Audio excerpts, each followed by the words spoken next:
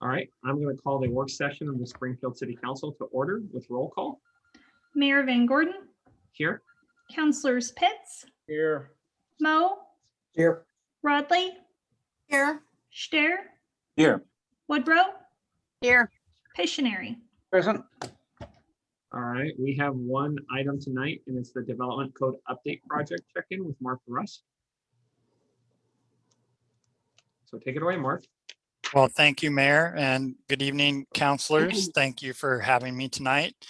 I appreciate the opportunity to present to you tonight. I see this as a pretty big moment in the life of this project, and so I'm excited to share with you the update. And we'll be asking for your direction tonight to move into the broader community engagement steps for phase 1 and phase 2 of the code update project. And I'll remind you a little bit about what that is and what that means. But I just wanted to reflect for a second on where we started with this project. And for me, I started working on this project the last half of 2018. The council has been talking about this project long before that, I think dating back to 2017, possibly before. One of my mottos coming into this project as the project manager back in 2018 was figuring out a way to do this differently. And unbeknownst to me or you all at that time, that took on a whole new meaning as we've moved into the era of COVID and a global pandemic. So doing it differently has really become even more so of a motto for me and the project team. But what I meant by that at the time is that, you know, Springfield staff, or as you all know, and us here in planning in particular, are a lean and mean team is kind of what we talk about. There's a group of us that do a lot of work, but this project is a huge undertaking. The original direction from council at the time of initiation of the project was envisioned to be a 3-year project. As a project manager on similar projects in the past over my career, I highlighted, in my opinion at the time, that that was very optimistic, even if everything went smoothly. I think with the pandemic thing, it's thrown us a few kinks into the project, and hence we've extended the project timeline a few times to react to that, to the COVID, and also to some new statewide legislation that has mandated we do some things differently than we originally anticipated. One of those big things is the intent of the Development Code Update project at its origin was to remain comprehensive plan policy neutral. So to be consistent with our existing comprehensive plan policies that guides how we grow in the city. The new legislation passed by the state has moved us away from that. It's requiring us to not be consistent with our existing comprehensive plan policies. And so we're figuring out how to implement that and integrate it into the project we had already begun. So with that, I'll jump into kind of the discussion I want to have tonight. And that is, again, presenting to you some of the draft community engagement materials, which some of those are in your packet tonight. One of the pieces that you haven't been able to view as part of your packet is a virtual open house that we've prepared that I want to go through with you tonight. Seeing as how we can't really meet in large groups in person still quite yet, we're looking at conducting a virtual open house to reach out to the community and engage them and get feedback from them. So I want to go through that virtual open house with you tonight. It is still a draft. We are still working on polishing this virtual open house up. But then just to briefly go through kind of the attachments that are in your packet tonight, I have a memorandum in there that outlines some options for implementation of the new middle housing legislation that the state passed that I referred to. It's referred to as House Bill 2001. I'll go into a little bit of that. There's a community engagement summary that I provided as an attachment that highlights the community engagement we have done over the last few years so far. Also a list of significant code changes. That's a fairly short list in my mind at this point. We plan on building on that as additional sections of the code are highlighted that need to be included in that list. You may have some ideas tonight to provide feedback to me on. And then as the vast majority in terms of page numbers included in your packet tonight are hundreds of pages of code, which I don't expect that you will have all read, although I might quiz you toward the end. I'm just kidding. But you can quiz me. How about that? And see if I can even remember it all, having been steeped in it for years. But that's a pretty big undertaking. That represents years worth of work, working with technical advisory committees, city staff. It's 12 different sections of our development code. This project is in phases. There's 3 phases overall envisioned to be part of the project. We're basically, because of the adjustments to the timeline, doing phase 1 and phase 2 concurrently. I do include at the end of the packet also the project schedule that kind of shows that phasing. So with that, unless there's any preliminary questions right now, what I want to do is share my screen and jump into giving you a preview of the virtual open house, if that's all right. But, Mark, yeah, sure. counselors need to declare potential conflicts of interest if they have any. This project will affect all residential property within the city of Springfield. So if any city councilors own residential property, they would have a potential conflict of interest to declare at this meeting. You may also have potential conflicts for other reasons, and you would need to declare those as well. At this time, the city council is not making a final decision, and so we are dealing with potential conflicts at this point in time. All right, so I'm going to start off, and then we'll just go down by ward number. So I declare that I've got a potential conflict of interest because I'm a property owner in the city of Springfield. Damien? No conflict. Steve? I do have a potential conflict of interest. I have a house in Springfield plus some commercial property. Corey? I declare that I have a potential conflict of interest as a property owner in Springfield. Leonard? Potential conflict of interest as a property owner in Springfield. Marilee? I have a potential conflict of interest because I own a residence in Springfield. Joe? I have potential conflict of interest. I own properties in Springfield. Perfect. Thank you, everybody. All right, back to you, Mark. Great. Yeah, and thanks, Christina, for the reminder. So were there any brief questions before I jump into the virtual open house? Don't see any. Happy to entertain them as we go, although I'm going to try and get through a lot of material tonight. And I intend to leave time at the end for questions. So here is my screen. Hopefully you can all see. Is that showing for people? Yep, head nods, good. So we've used this virtual open house platform recently with other projects in the city. You may be familiar with the one we did for the Wetland Inventory project. I'm not sure how much of that you saw. Monica, our other staff here, prepared a similar virtual open house that was quite successful. Our GIS department has helped us put this together with our staff from our public engagement folks. So this is kind of just the entry screen. The format of this is you scroll through. And so I'll be scrolling down the page here. I don't intend for you to read all the text, and I'm not definitely going to read all the text, but to give you some idea of what we're looking at here. And again, the idea is to be interactive in some respects with the public, provide them information to then be able to provide us informed input and feedback on the project. Again, we're covering 2 phases of the project. Phase 1 of the project is focused on housing and the residential lands. Phase 2 is the employment lands phase. And then we're not covering it here, but just as a reminder, phase 3 of the project is what I kind of refer to as the everything else phase.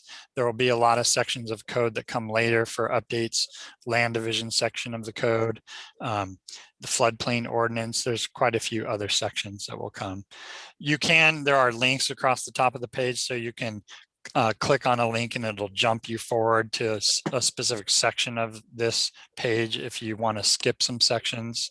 There's also all of these links that will link directly to other information, fact sheets, frequently asked question sheets that we have prepared, the project schedule, that sort of stuff.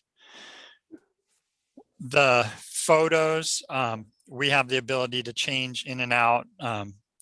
There's a couple still we're planning on adding, but we go through, we talk about, what is a development code in general, what's it do, specific to the city of Springfield as well.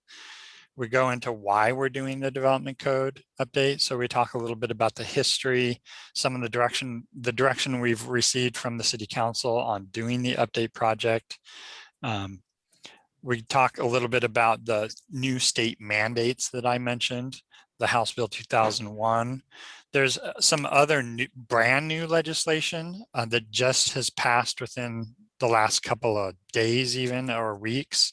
I could touch on later, but there's going to be new state legislation in addition to even the middle housing legislation that was passed in the last legislative session that would have been 2019, that we're also going to have to incorporate. The state's keeping us pretty busy and on our toes with all this new legislation and needing to update our code. This talks about the phased aspect. Again, I mentioned this virtual open house is still being reviewed by internal staff. One form of comment was this diagram that you've seen a lot of, the timeline, the project schedule, is pretty busy for this purpose. Probably we can still provide a link to this diagram. I probably will be removing this project schedule diagram and providing a more simplified project schedule diagram. So, hey, Mark, I've got a quick question. Yeah, sure. So when you're kind of scrolling through the language on the side, and it still reads pretty technical to me. Yeah. And I don't know if this is just the iteration that you guys are on from the staff perspective, but if we're trying to pull in the layperson, it would read pretty technical to them. Yeah, I agree for sure with that. And it's a great comment. Thank you, Mayor. I'm really good at the technical stuff. I'm not as good with the kind of, I feel like I can articulate it, but putting a lot, and I think it was Councillor Moe even that commented previously in one of these work sessions that it's going to be hard to convey all of this material that is very technical to the general public in a way that is understandable. And that is something we've recognized and will probably continue to struggle with. And I would just point back to some of these other links of frequently asked questions, fact sheets, the community engagement plan, and some of these the material you have in your packet tonight that is the list of significant changes and things like that. We'll rely on. Yeah. Mm-hmm. So before I pitch it to Corey, the one place that I would tell you to spend a little bit more time on would probably be that welcome section, because if you get that right, you'll pull them into it. Great. Probably the most critical piece. Corey? And I think also, not to tell you all how to do your job, but I think that there's a way to incorporate video into this. I think it's a really accessible way, so that even if you did the welcome and you had some of the key things of just, somebody walking down the street explaining how these affect ordinary folks, I think and some of those, facts, to just incorporate some video. I know we have the capacity to do that internally, and that maybe in addition to this, there's a way to also sort of overlay some social media with, just some like key facts and things to just sort of get people interested so that they can go and access it. But video is just such a much more accessible way to tell the story in addition to the technical piece for those who care. Did I see you wave your arm, Joe? No, it was Marilyn. Yeah, it was Right above your me. head. Just going back to the section we were just at about that the development code will ultimately be replacing. I think that was the first sentence in that paragraph. If we could scroll down to that, yeah, this project will ultimately be replacing all existing development code within the project scope. I mean, that could be narrowed down to about 7 words. I guess what I'm saying is we already gave the reason why we're doing this, and we don't need to defend it, which is almost what that sentence sounds like. And we could just say the project is it will replace all existing development code. It doesn't have to be, it doesn't have to be as much of a sales sentence. It just has to state facts. It doesn't have to be so contextual, I guess is what I want to say. But I think if somebody could come in and look at it from that angle, it might help trim down some of the wording. Great. That's all great feedback. I appreciate it. Pish. And of course, and I see exactly what Mary Lee's looking at too, but the other side of the coin is that it's also saying that it's not going to be done till around 2023. And so maybe, they're saying the project is ultimately replacing. It's not like, I don't want people to think like it's going to happen next week. It's like, maybe at some point this will be replacing the existing code, but it still needs to, people need to know that it's still several years out. It definitely Well, I is. understand that. Oh, I was just going to say, it's definitely is a balancing act in terms of how much we say or how little we say. I will mention, and I do mention it in the packet in your memo tonight, but we received a grant through the Oregon chapter of the AARP, and they have paid for a consultant, Smart Growth America, to help us with our messaging around this project, specifically mostly to housing. That's their biggest kind of concern, but it'll help with the overall project messaging. We are expecting a feedback memorandum from them soon, hopefully maybe even this week or next, but that we will then incorporate that feedback into this. So we haven't received that feedback yet, but trying to, and they understand, they work all over America, and they have a whole marketing arm to Smart Growth America in terms of messaging and getting that right. And so trying to get the technical jargon part of it out and really conveying it in more of a layman's terms is a big focus of the help that they're going to focus on for this project as well. So again, this is a work in progress. We are still polishing it up. Our own public involvement folks within the city are helping us refine this as well. And there's review happening of this language and these slides by other folks that aren't technical, so they can give us feedback before we release it to the public. But I definitely appreciate all your feedback, and I'm making notes, and we can incorporate some of these thoughts and ideas. A lot of this language comes directly out of the community engagement plan that the council approved at the outset of the project, really trying to lay down what are the objectives and the purpose. So this language basically is directly out of that pre-approved community engagement plan that we had at the outset, just really identifying what is the end goal, what's the purpose and the objectives for the project. These kind of build on that and identify, again, we worked on these statements with the council and the planning commission early on, but identifying what's the vision, what are we going to end up with, hopefully, at the end of this. We also felt it was important to identify what this project is not going to do. Plenty of people, in talking with people, we have talked, as you'll see from our summary of community engagement so far, we've talked with a lot of people. A lot of the people that we have talked with are folks that maybe are a little more in the know generally, or work with this stuff on more of a day-to-day basis. But even for our technical advisory committee members and other people we've done outreach with, they felt it important to make sure and be clear about what also is not being updated. So it can even be confusing in terms of, well, is building code part of the development code or sign code regulations? So there's a lot of different pieces that the city has to administer that are not actually in the development code. And so this is a list of some of what that involves. that we won't be updating these things. It's not to say that some of these maybe do need work and do need to be updated. And as a follow on to some of the development code stuff, it may be worth changing some of this. And I'll just point to number 4 on this list. I think you'll be hearing soon, maybe, I can't remember if it's tonight or your next meeting in June, but I know our engineering division is doing some updates to the engineering standards language now. So there's ongoing processes to clean up other sections of our regulations in addition to the development code. Hey, Mark, Uh-huh. there's always a lot of work in this world going on. How do you guys as staff keep connected left to right to make sure that there's sort of a consistent story in all the documentation that we're producing?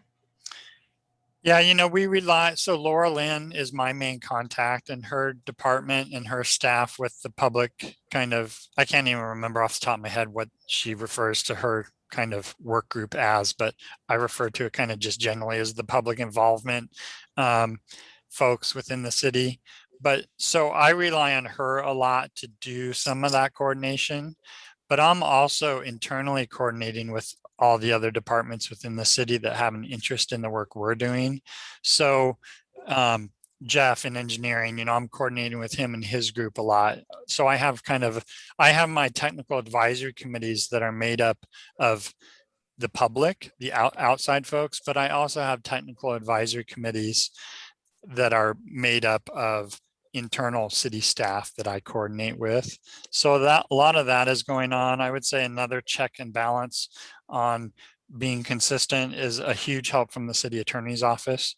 Christina Kraz is a huge help, and she sees all these regulations, and that might not be so much related to the messaging, but just making sure that we're consistent in the implementation and the wording and language from a legalistic standpoint as well.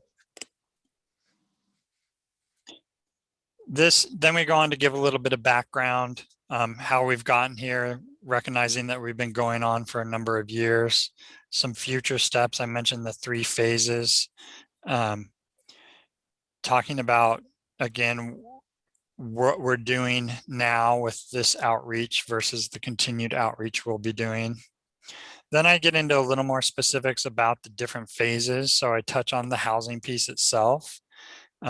Again, state law is playing a large role in terms of housing specifically into what we have to do or what we can and cannot do. I mentioned this clear and objective standards. It's an existing state law that we need to make sure and be in compliance with. There's a lot of opportunity within our existing code to provide more clear and objective language where it may not be meeting that threshold now. There's a lot of case law that evolves through lawsuits and appeals and things over time that help develop that or refine the meaning of this clear and objective standards that we continually look at to build into our code to make sure we're in compliance with kind of the most up-to-date interpretations of law. I have just a curious question. Mm-hmm. Sure. I just, how do you keep up with that? How does that information come to you, or how do you know it's out there? Just a curious question. Well, I would say I rely heavily again on Christina Kraz. I can't give her enough praises. She's excellent and provides us a lot of information. I'm involved with a number of statewide committees and things specifically to middle housing. And some of the new rules that are coming out, our lobbyists help us keep track of a lot of that. League of Oregon Cities helps. So it comes from a lot of different directions, but it's a lot. I mean, I was just on a conference call meeting today with a big statewide group that is convening with the State Department of Land Conservation and Development themselves.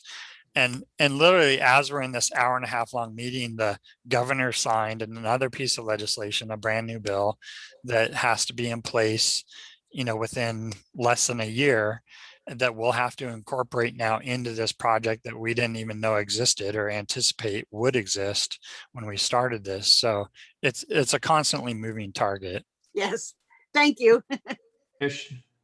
Thank you. So Mark, you can go on so fast. Back before where it said you had things, it's like 3 or 4 slides ago. A list of items that will need to be done, or is that right there, stop. Okay, so what it will not do, but it also says that while important from a customer service perspective, there are many aspects of the development process that are outside the scope of the development code update project. Below is a list of what topic areas that are not anticipated to be addressed as subject. So those are areas that are not anticipated. So is that am I supposed to assume that those are areas that should be addressed at some point on some other project or some other course? Yeah, I mean, they all have different aspects involved with them. Again, I mentioned number 4, you are currently considering, and the engineering department is currently working on updates to the EDSPM, the engineering standards. So that I would say is ongoing work. It just doesn't happen to be part of this project. The building code. I see what I'm just saying is I think that's a good list. Yeah. I think there's some things on there that definitely need to be addressed, and I just don't want them to, this list, I hope, is memorialized somewhere. So as far as I'm concerned, that should be a list of what we will be looking at in the future, at least how that's addressed, or why a list of something has been scratched off and who scratched it and why. Yep. And I mean, that looks like a great shopping list or marching order for in the future. I agree with that. And I think, some of them, I'll just pick out number 6 also. Number 6 is something that's mandated by state law, House Bill 2003. We have to have that item crossed off our list by the end of 2025 as mandated by state law. So that's on our work program list. And I know Sandy Belson is already contemplating how we're going to do that work. We're already applying for a grant to help us start that work. So you're right. I mean, there are a lot of things. And early on in this process too, we talked about what is technically part of this process, but what will also be a natural outflow from the completion of this project. And through the implementation phase of this project, I'll highlight, say, number 10, is it's going to necessitate us updating our forms, but also that there's opportunity for process improvements, internal processing improvements as a result of updating the code and streamlining things and creating more efficiency. So I see it. That's what I'm just saying is I just don't want to see that list disappear. I want to be able to see that come back. I can capture it in a way that we could. I think there's many people sitting here that would concur with what I'm saying. Yeah, Yes. I agree. And Mark, the other piece of it is a lot of these are getting worked under on other projects. So Right. when talking about the sort of virtual town hall open house, if you can somehow indicate that some of those are being worked under other projects. I kind of keep thinking about, the street bond we just passed. The number one question we get asked about it is, where's Mill Street? And we keep saying it's worked under a different project, right? So just share the information, because I would bet half of these have a different project in flight. Yeah, that's a great point, is indicating that a lot of this is happening or, may happen in the future. So good point. I'm making a note of that now.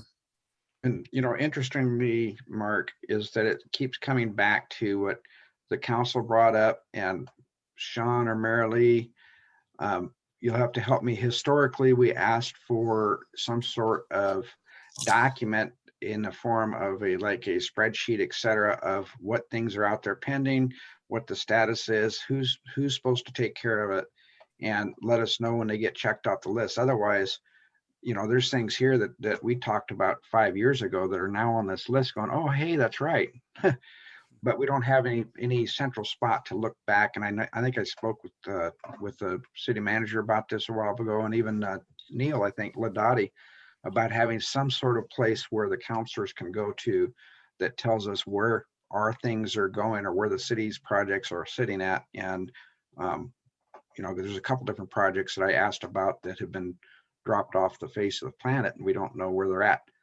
So this is a good reminder of having some sort of process in place or systems in place where we can go back and see where those things are sitting.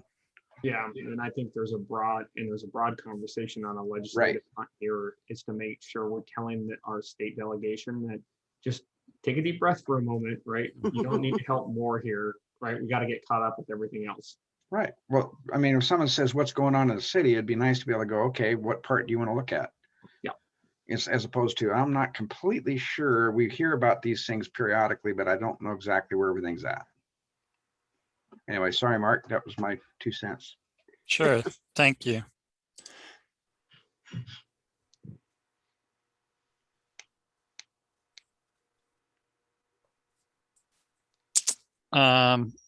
This is an interesting slide. So this is in regard to middle housing specifically and how it's allowed in the city and where it will be allowed. This is an interactive map. So you can zoom in and scroll around on this map. You can really get in tight.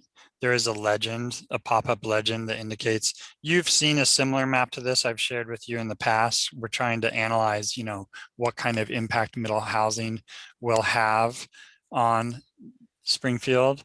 So these are lot size differentiations in terms of where triplexes and duplexes will be allowed.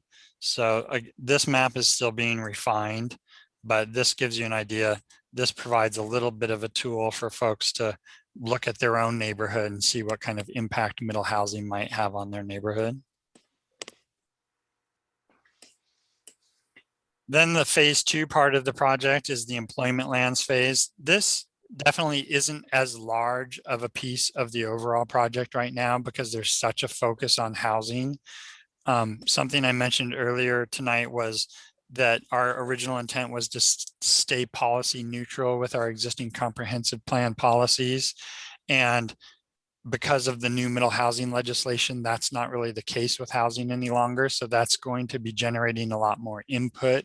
We've already experienced that just at the developmental stage of the draft code sections. There will still be opportunity for providing comments and input. It's just that I would say there's not as much structural change. A lot of it's staying policy neutral, so it's not as drastic of a change. It's just streamlining, making it easier to use, and some of the original objectives of the code, to have it be easier to understand the way it's presented and formatted. So a lot of the employment land sections of the code are more in line with that. Some of the focus areas within the employment lands phase, some of this does bleed over to the housing development part of the code as well, but fits better in the employment lands phase, has to do with site plan review process. So these are a bit more process pieces of the code. The minimum development standards, or MDS section of the code, is kind of a site plan light way to get some level of development approved, really streamline that to create a true, clear, and objective path for approval. The procedures section itself, which is truly how all the processes we do here at the city, has been a large section that we've worked really hard on trying to, one, bring it into conformance with state law requirements and things like that, but also have it be as clear, concise, easy to use, and streamlined as possible. Sometimes in making things clear, it actually takes more explanation in terms of process, how to do something. So sometimes there's more words on a page to explain something to make it clear, but then the ambiguity is taken out to the extent that we all kind of know the rules that are being played by. So going in, there's less discretion needed to interpret how something should be done. The development standards themselves was a really big opportunity to clean up and create consistency within the code. The code was pretty messy in terms of different standards in different places, and you refer back and forth to one another. But so really trying to streamline those and create a more of a consistent one-stop place that you can really get an idea of what the development standards are. And then asking for feedback. So this will link to a comment form, and I'm going to jump into kind of some of the, it's not in the exact survey form that the public will see, but the attachment in your packet tonight, attachment 2, it's the memo on options for implementing the middle housing, is really the the survey questions that we're going to release to the public on housing. So this will be a link to that survey form for the community members to provide feedback on different pieces, and then ways to engage, reach me as the project manager, also go to the project webpage. So that kind of covers the virtual open house, and I can jump to this, the attachment 2, the implementation of middle housing, and then try and go through that fairly quickly and leave time for more discussion and questions. That sounds good to me. Okay. Let me stop sharing this for a second and then share this screen. And again, this is in your packet, so you may have perused through this. This is focused on the middle housing and the new House Bill 2001 language. So the new legislation is, I would say, quite prescriptive in requiring how the city has to allow new middle housing. We've gone over before some differences between, you know, the state themselves developed a model code that we could use versus the minimum development standards, that if we're going to do our own code, the things we have to, the minimum things we have to do, the minimum development standards. We are choosing to not just take the state model code, but integrate the minimum development standards into our code. I think that the feedback we've received from technical advisory committees and the other members of the public we've reached out to has been that that would be a better fit for Springfield. Although being that it is fairly prescriptive, there are a couple areas where we have flexibility in how we allow middle housing. And that's what this document does, is kind of highlights those areas for flexibility where there are decisions to be made so that we can get the public feedback on these questions and then bring that to you as the council for you to ultimately decide after we have a sense of what the community feels around some of these ideas. Just to recap, middle housing as defined by state law includes these 5 housing types: duplex, triplex, fourplex. I say fourplex instead of quadplex, but townhomes and cottage cluster. Duplex are treated slightly differently than the other middle housing types in that duplexes basically are treated the exact same as any single family detached home. These other middle housing types are what can be referred to as higher middle housing types, have a little more opportunity to control how they're developed. But duplexes, it's kind of hands off. They're just allowed the same as a single family home. We kind of structured this in a way that has it in a tiered format. So this allow option that you'll see versus an encourage option or a maximize option is 3 different ways of thinking about it. I'm going to scroll to the end of this document. It's another visual of kind of how we could talk about the allow column here is really the minimum we have to do. We have to at least allow this. We could encourage it by allowing a little bit less, or we could really try and provide as much middle housing as possible by maximizing the opportunity to do it. In some cases, the allow and maximize, there's really only 2 options. There's not necessarily a good middle option. This is just a different way of looking at a summary of some of what's asked above. So just trying to present it in different formats visually for people to consider. I don't know that I need to go through all of these. If there's specific questions on some of this, I'm happy to highlight, but just to get into a few of the questions is just in Joe, oh yeah.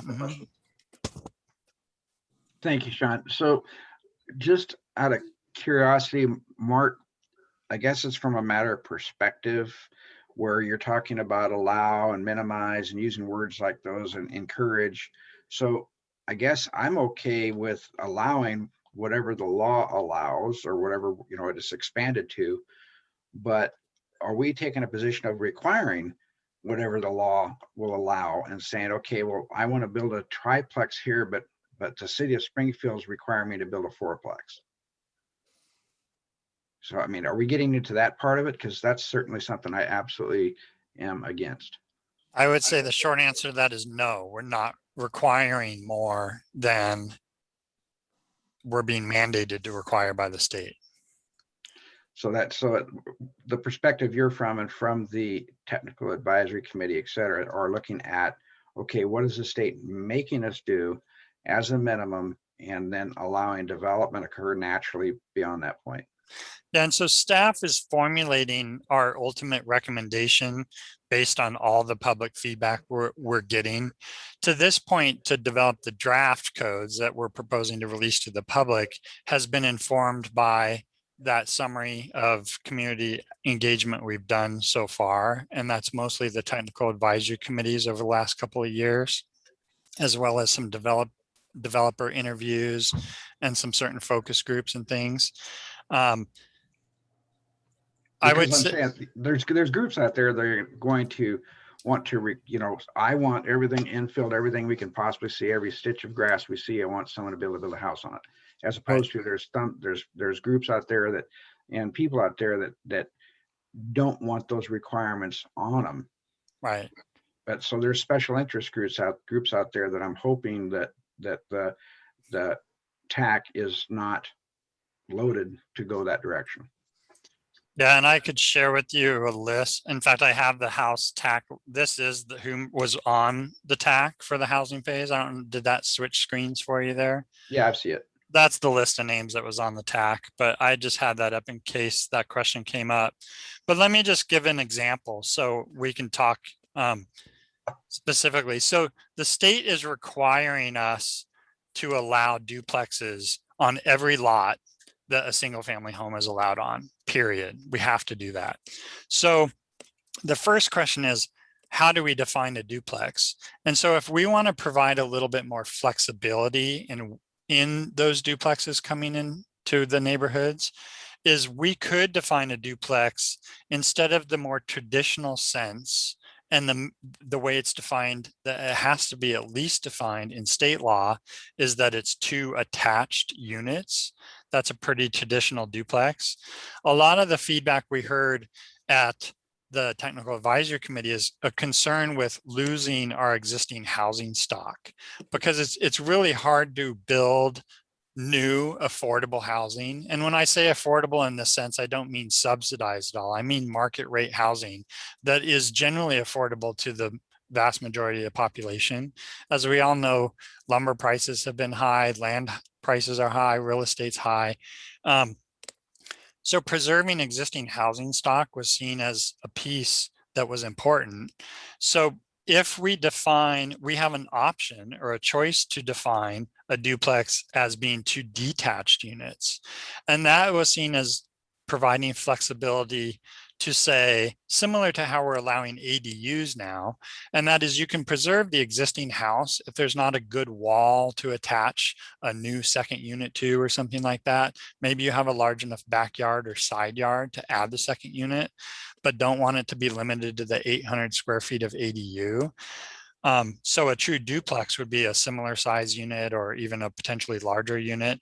But in providing the flexibility of allowing a detached unit as a duplex, that could provide more middle housing potential and potentially help ultimately with more affordable housing. But So Mark, would it be fair to say that if your option 1 is to allow and your option 3 is to maximize, option 1 is the one that has the most regulations to it, meaning that it's got the most restrictions on what you can build, and option 3 would be the least restrictions about what you could build? yes, Is that an accurate reading? Yes, in general, yes.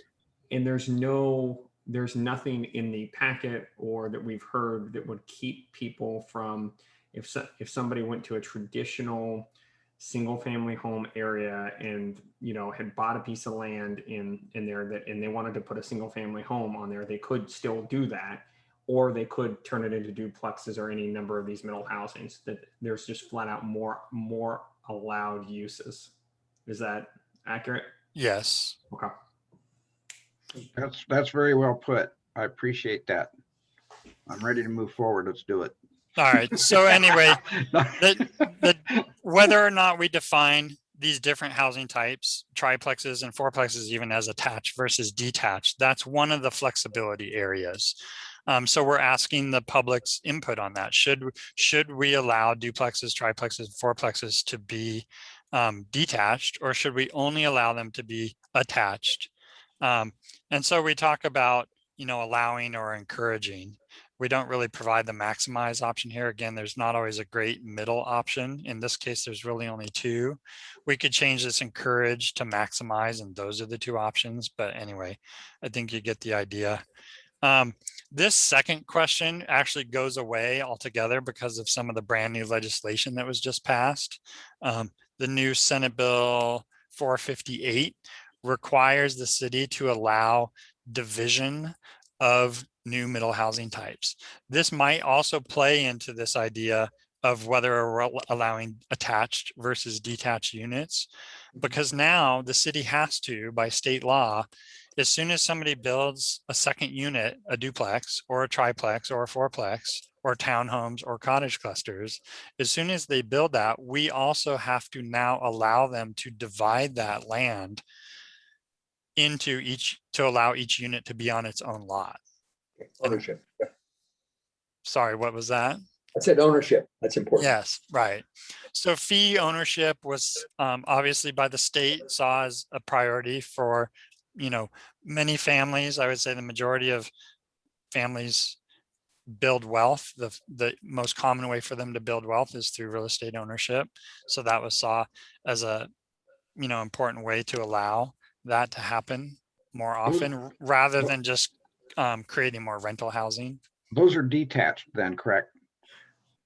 Well, so they could, if somebody builds, like this would be a triplex, all these three units attached on one lot, we have to allow those to be divided down the common wall.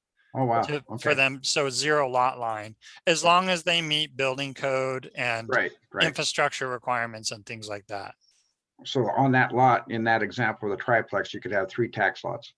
Yes, correct. Okay, thank you. Yep. So this question about whether we want, because it was originally with House Bill 2001 by itself, there was some flexibility on whether or not we allowed cottages to be on their own lots or not. But now with this other brand new legislation, that becomes moot. We have to allow it. There's some questions on how much siding and design standards we require. I don't necessarily want to get into all the details of this. We can regulate some aesthetics in terms of how, I'm going to scroll down here. So parking is a big issue. I'm going to jump down. So entry location, how much window coverage we require. If we really want to get into those design elements or not, I would say from the allow standpoint in terms of the most regulation is fairly minimum regulation at that, even though it's the most in terms of the options. This was the one area that the technical advisory committee weighed in and said, we should require everything that the state will allow us to require because it's so minimal. It's not too much of an ask to ask people to do these minimal design standards, but there's opportunity. We don't have to require any design standards. And could just let the market decide how they want their houses to look. They don't have to have any windows, or they could put the door on the side of their house, similar to how we don't regulate any of that now with a single family home. One of the biggest controversial topics is parking. So the most amount of parking that the city can require is 1 space per unit. We had a lot of these conversations through the TSP implementation project in terms of right sizing the parking. The state has kind of made some decisions for cities and said, well, now this is the most parking you can require. So for a triplex, for instance, the most on-site parking you can require is 3 spaces, 1 for each unit. We could choose to be more flexible, to have less standard, to allow less than that. We could allow them to count on-street parking spaces. That's an existing provision that was adopted by this council in general to allow counting on-street parking. But then you might have a triplex with only 2 on-site or 1 on-site parking space, or to go to the maximize end of the spectrum is not require any on-site parking. Again, this is probably, I would say, if not the top number one controversial issue, maybe the second under density. But this will be something I'm sure you will hear about ultimately this winter when all these questions come to you in a public hearing. That parking will be on the top of the list, I can imagine. So that's a fair warning. But if you have thoughts now, I'm happy to listen. Otherwise, I think at this point, I want to provide you plenty of time for questions or discussion. And so I'm going to stop presenting unless you want to go into more detail about any of this, but I'm happy to be available for questions. Other questions? If there's not, I'm happy to go through this in a little more detail as well. I just don't want to cut any time too short. I'm not, yep, we can keep going for a little bit longer. People seem like they're okay peppering you with questions as we go. Okay. I think you've done good, Mark. And I'll I'm acknowledging the parking thing's going to come up as we Yeah. get into the public, and we'll sort it out then. That and the design standards, yes. Yeah. So I'm I'm good gonna with what you said so far, so. I'll differentiate quickly. The state law differentiates between what are called siting standards and design standards. Siting standards are your more typical setbacks, lot coverage, height. So creating kind of the building envelope. So the siting standards first have to deal with lot size. So again, the state law mandates that we have to allow a triplex on any lot that's 5,000 square feet or larger, and a fourplex on any lot that's 7,000 square feet or larger. The duplexes, it doesn't matter lot size. We have to allow them on any lot, regardless of size, that a single family home is allowed on. So part of the question is, should we keep those minimum lot sizes, or could we encourage or maximize by reducing those lot sizes even lower, or even just not matter at all and not have a lot size? I'll just say one of the premises at the state level, Councilor Pictionary mentioned kind of some special interest and things like that. There was plenty of that at the state level with statewide committees and developing the rules, how to implement this. A lot of the input is that really you could have, and I think I've said this example before, but you can have a 2,400 square foot house on a lot and have it just be one house. You could have that same box, the same house size, 2,400 square feet, and have it be 2 units inside, each unit 1,200 square feet. Or you could even divide that same structure size into 4 units inside and have 4 600 square foot units, houses or apartments, and have it be a fourplex.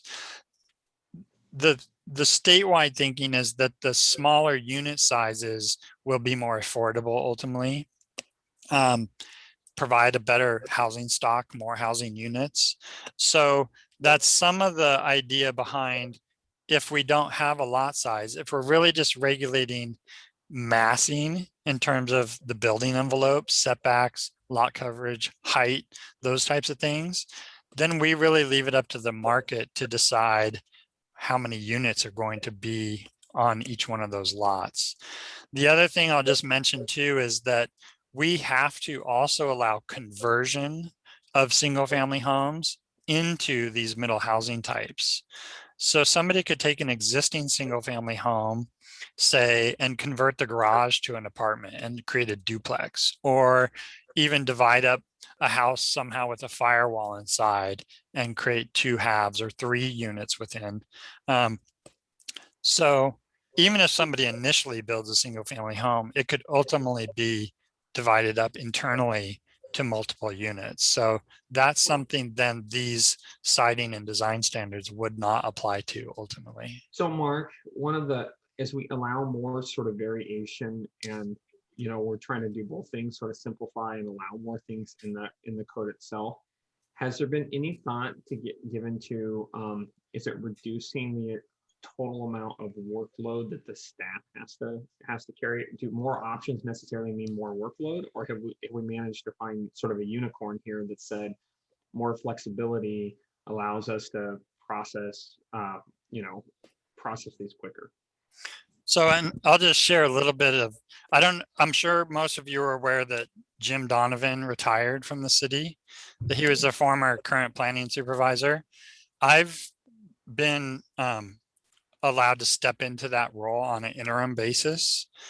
And so until Tom and others figure out how to fill that position permanently. But so I'm going to be juggling both this code update project and some of the roles. They've also divided up some of the duties that Jim formerly did with code enforcement and some of the other things among other staff. But all that to say is I think it's a great opportunity to look at the process piece of how this is ultimately implemented. And part of the state requirements to have clear and objective standards is, and specifically for these middle housing types, all have to be approved through a clear and objective process, means that they can be what we call a type 1 process, which in my mind equates to essentially an over-the-counter checklist kind of approval. So in my mind, even though there's all these options, it's really streamlined, and they're basically structured in yes or no question type of format. And so you either say, yeah, I meet that, or no, I don't. And if they're all yeses, then it's, yeah, go build it, go get your building permit, you have planning approval. Similar to how single family homes essentially are now, unless you're asking for a variance to a height or a setback or something. But I mean, you could easily make this more complex, and a lot of city jurisdictions around the state, in my coordinating meetings and things with other jurisdictions on how they're looking at doing this, you could make this really complex really quick. But I think in its simplistic form, and whichever one of these options we decide to land on, I think it can be really easy and really straightforward. Yeah. Okay. Yeah. That's where my sense of it is more options, but keep this as easy as possible to process the work product, because it's going to make it easier on everybody. Right. Some of the other areas, lot coverage is one of those things. A lot of jurisdictions are considering going to what's called a floor area ratio, which we haven't proposed at this point. It's a different way to calculate massing of a structure, how much floor area of a building in terms of comparison to the lot size itself. So the bigger the lot, the bigger the structure you can have, kind of idea. The smaller the lot, the smaller the structure area you can have. That would also regulate the number of stories. So some jurisdictions that go towards a floor area ratio, as an example, they get rid of a height limit altogether. They let the floor area ratio regulate the height of a structure. If somebody wants to build a really small footprint, a tall, skinny building that goes up high, that's, they could do that versus regulating height and lot coverage. So we've proposed to keep the lot coverage. That's how we've done it for a long time. It's a more common way of regulating. But again, there's options, but this is the one we're kind of proposing at this point. I touched on design standards. This is asking generally from the public, what level of design standards do you think the city should require? And so that is, the most we can require by state law, which is still pretty minimal. And then versus don't require any design standards. I'll just say this kind of a quick aside is that there's a lot of cities, or at least some cities around Oregon right now, that are proposing to require design standards now for their single family homes so that they can implement them onto new middle housing types in a way, because they're kind of afraid of not having any control over these middle housing types. So Mark, if you read the language that you guys have chosen there, so the question is, what level of standard should we use for middle housing, right? It maximizes the most under the law, but we're looking for examples to sort of simplify the language. Right. But it reads the most under the law requires the fewest or no design standards, right? So it's upside down. It's sort of upside down world if you're not up to date. It's really counterintuitive there. Yeah, the max, I agree. You're right. And it's tricky to find what works for all of the examples. The idea I have in my head is what maximize is talking about is maximizing the amount of middle housing that's allowed or that could be developed. And so you're maximizing the amount of middle housing through having fewer standards, if that makes sense. But I agree, depending on which of these standards you're talking about, some seem upside down. Yep. But there's a lot of double negatives or, anyway. I know you guys are still working on it. And it's always good to sort of point out good examples of what I think we've been talking about as a council, as you guys kind of keep refining how to communicate about it. So that's kind of the end. I touched on this table before. It's just a different way to structure it to hopefully help convey the message of how we're trying to explain it, because it is very complex and technical, and just trying to create multiple visuals and options for people to look at it differently. Lots of words oftentimes don't help. So this is fewer words in a table format. But I think with that, that's really all I had in terms of kind of a formal presentation. And again, we are asking for council direction tonight to launch into the community engagement phases. That would mean within the next 3 weeks, by the end of June, that we intend to release the virtual open house after it's polished up. The draft code sections will be released to the public, all these other community engagement materials. There's more you haven't seen tonight, fact sheets and frequently asked question sheets, all those types of things. I did mention, but want to reiterate a DLCD grant that are planning to apply for. We'll likely be back to you on June 21st to request approval of applying for a DLCD grant to help us continue to implement some of this. I did mention the AARP grant. The feedback from that for kind of the messaging part is coming and will be integrated into all this. And then I will be going to our planning commission next week on Tuesday, the 15th, to check in with them in their capacity as the committee for citizen involvement, to get their eyes on these same materials, to get any feedback from them for the community engagement. And then so when we head if we head not it tonight, then we're going to launch the virtual open house, and then we will not see anything else about back as a council until after we get some feedback from the virtual open house. Is that accurate? That's correct. Okay, so I'm just looking around for Leonard. Hey, thanks, Mayor.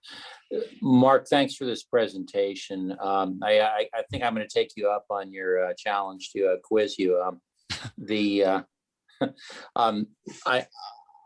I think there are setback requirements for any building or any residential building.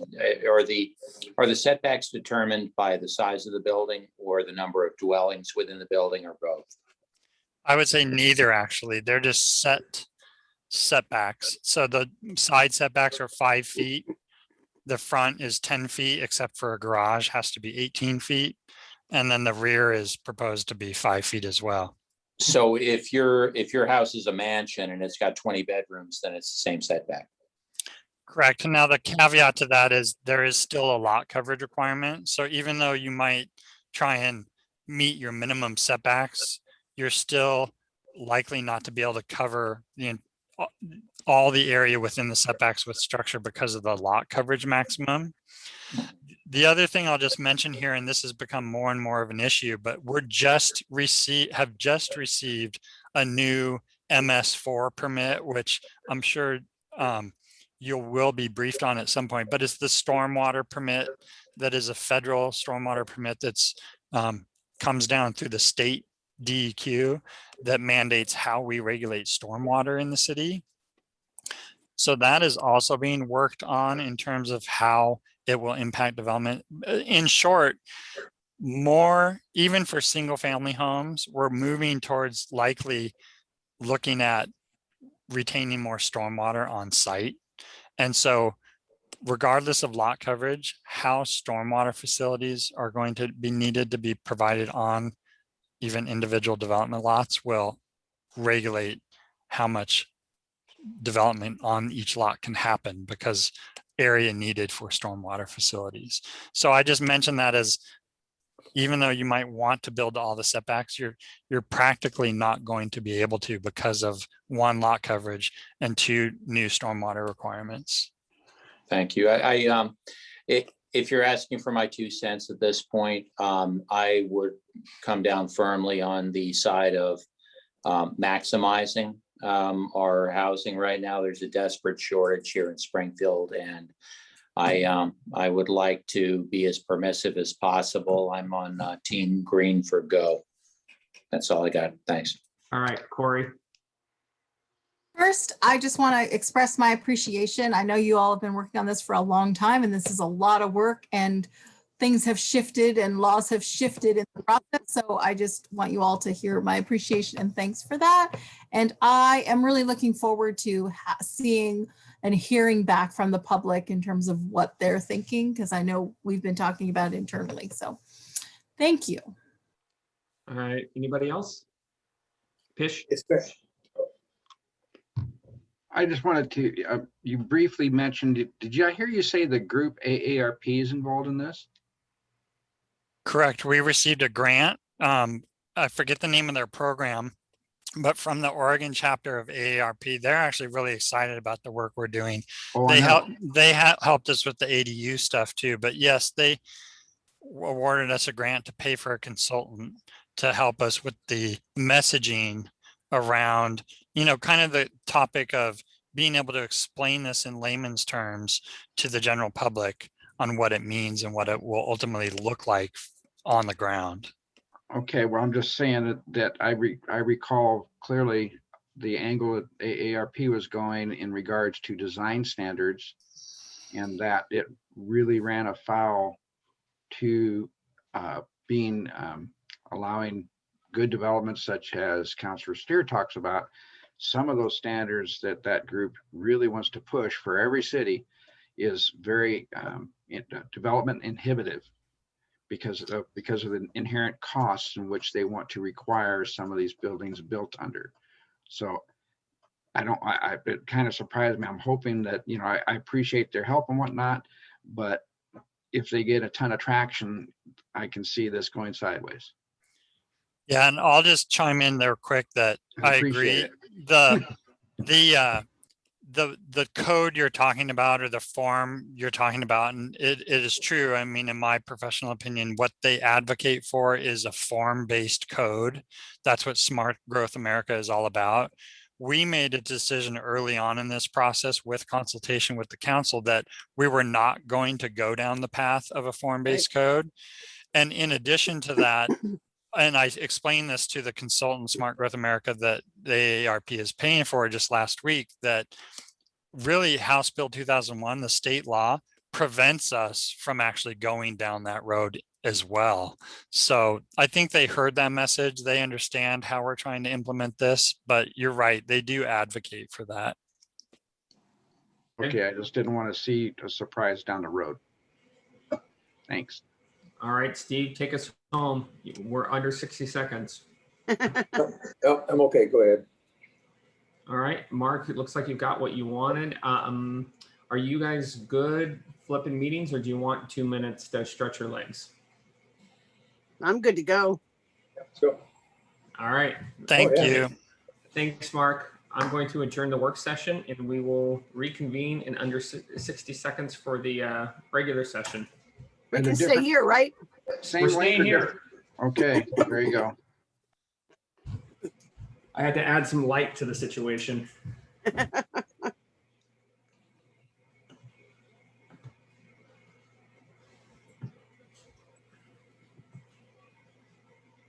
So the East Coast has our heat wave from last week.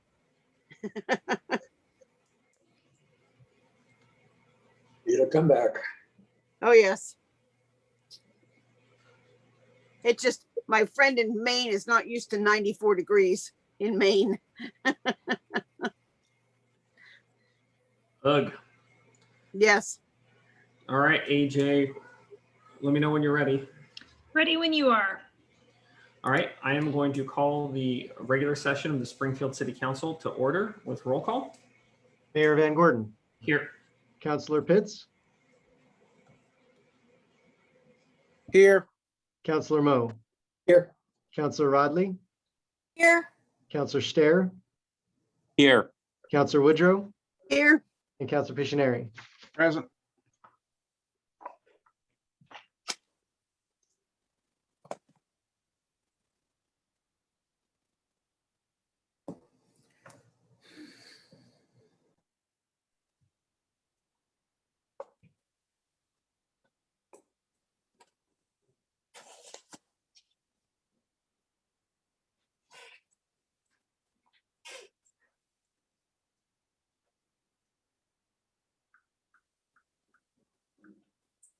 Mayor, we have lost your audio.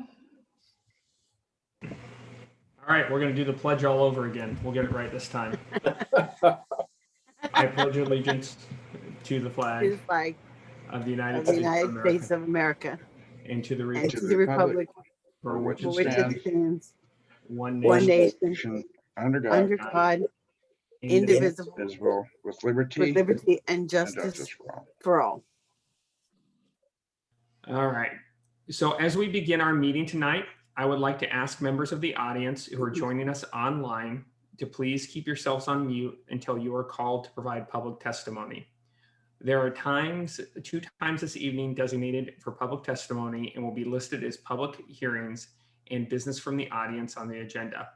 If you are joining us online with a tablet, smartphone, or computer and wish to speak during that time, please use the raise hand option to be called upon to provide comment when the designated time is announced. When we call on you, please state your name, ward, or general location for the record. The order of the public testimony is as follows: anyone who has raised their hand, and then anyone who submitted an email in advance. If there is remaining time, Neil will read the emails into the record. First item, please.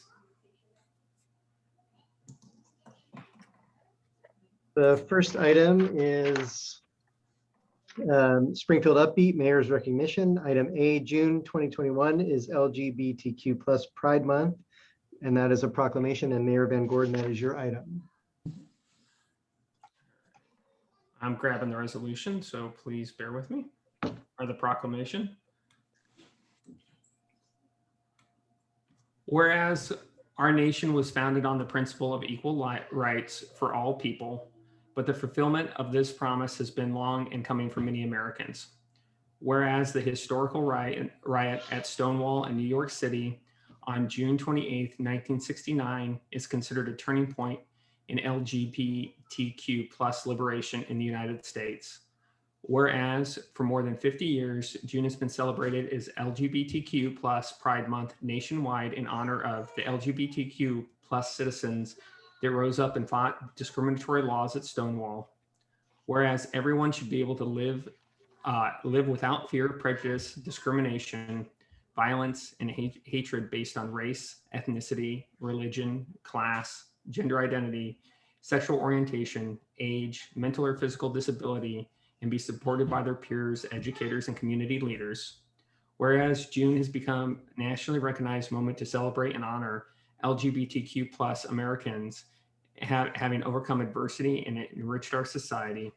Whereas Springfield, Oregon celebrates and honors its diverse LGBTQ plus community that includes people of all races, ethnicities, religions, and professions. Whereas the city of Springfield strives to be a community where everyone is celebrated for our differences rather than being limited by what may divide us.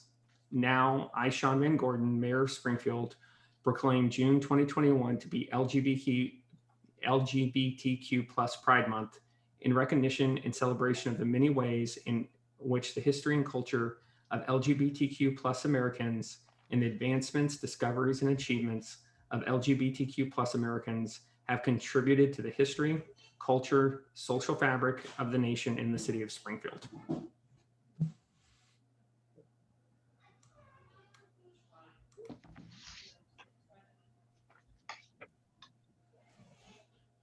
All right. We also have a proclamation for Juneteenth Independence Day. Yes, item B under Springfield Uppy is June 19th, 2021 is Juneteenth Independence Day Proclamation. And Mayor, you have that one as well. And we're reading this one just a little bit on the early side, simply because we don't have a public meeting in between here and then. Whereas each year, June 19th commemorates the emancipation from slavery of those who have been slaves in the United States and is the oldest African-American holiday observance in the nation. Whereas September 22nd, 1862, President Abraham Lincoln issued the celebrated Emancipation Proclamation, warning Confederate states that he would declare enslaved peoples forever free, paving the way for the passing of the 13th Amendment, which formally abolished slavery in the United States. Whereas enforcement of the Emancipation Proclamation occurred only in the Confederate States of America that were under Union Army control, and Texas was the last of the Confederate states to receive orders requiring the end of slavery. Whereas June 19th, 1865, Union troops marched throughout Galveston, reading to the people of Galveston that all slaves were free, and formerly enslaved citizens in Galveston rejoiced in the streets with jubilant celebrations. Whereas Juneteenth celebrations began in Texas the following year and have continued to the present day. Whereas Juneteenth is an occasion to remember and reflect on the struggle over the past 158 years following emancipation to advance equality and justice for African Americans. Whereas Juneteenth is a day to honor and reflect on the significant ways that African Americans have enriched society through their steadfast commitment to promoting freedom and equality. And whereas Juneteenth celebrates African Americans' freedom and achievement while encouraging continuous self-development and respect for all cultures.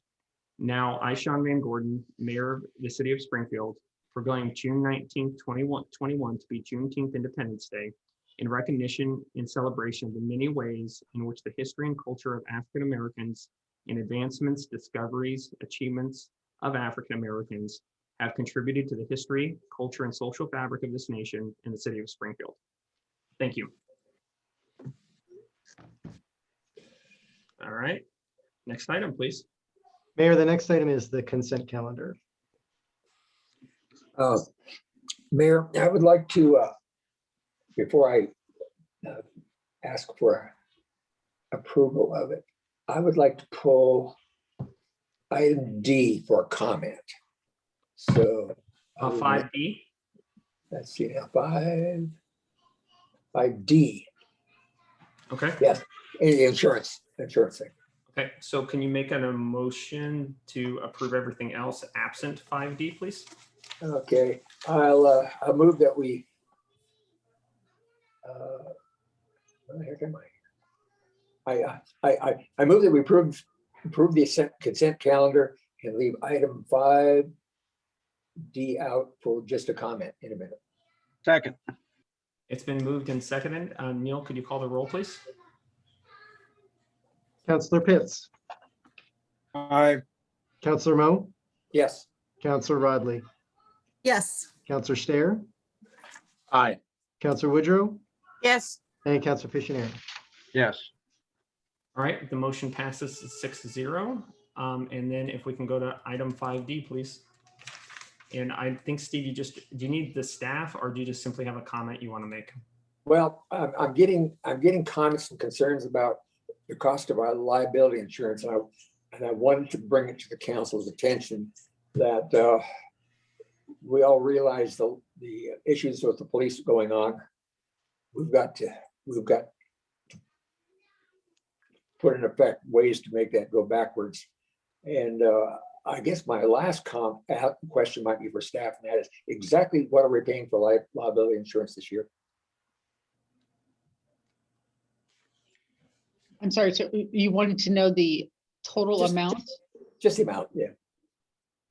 I don't have that at my fingertips right now, but I can ask our finance director to get that for you in total. I may have it, but I sort of wanted the council to hear the amount, but Well, we can bring that to you, and I certainly don't have a problem. I just want to make sure I'm bringing you back the right information. Are Yeah. you asking for the amount of claims paid out, or are you No, asking? no, our total cost of premium or liability insurance for. Okay. That is easy enough to do. How about I report that back to you, council? At our next meeting, I can do business from the city manager. Would that be acceptable? Okay. I'm good with an email if that's easier for the council and for you. Okay. So would, at that time, then I would move for approval of that at another time. Is that how that works? Yes. Okay. Thank you. Sorry about screwing it up. I had some questions and I wanted to bring them up. Steve, are you just wanting the information and wanting to hold off on approving this tonight, or are you? No, Are no, you good if you we just can come back? approve. We can approve it. It's just a number. But again, I'd like to make the number to be public to the council. So should I go ahead and move for approval of? Oh, just hang on one second. Fish has got his hand up. No, that's the same. That's what I was going to ask, because I wanted to know if by holding this off, is it going to stop or prohibit something from moving forward? And if so, then I would suggest doing it tonight. But if not, I don't want to do that. so I don't know if it's going to or not. I just wanted to make sure No. that Well, I'll move for approval of it. But again, I wanted to bring the question. Okay, I'll so we're I'll going to second it. All right, it's been moved and seconded to approve item 5D from the consent calendar. Neil, could you call the roll, please? Counselor Pitts, Aye. Counselor Mo, Yes. Counselor Rodley, Yes. Counselor Stair, Aye. Counselor Woodrow, Yes. and Counselor Pictionary. Aye. All right, motion passes 6-0. Next item, please. Next item is public hearings. You have 4 public hearings tonight. The first public hearing is the fire code ordinance. And I'll read the ordinance here. Ordinance 1, an ordinance adopting a fire code for the city of Springfield by adopting, amending, adding, and deleting sections to the State of Oregon 2019 Fire Code, regulating and governing the safeguarding of life and property from fire and explosion hazards arising from the storage, handling, and use of hazardous substances, materials, and devices, and from conditions hazardous to life or property in the occupancy of buildings and premises as herein provided, providing for the issuance of permits and collection of fees, therefore, in repealing ordinance number 6320 adopted June 16th of 2014 by the city of Springfield. This is a first reading, and Roy Emery is here for the staff report.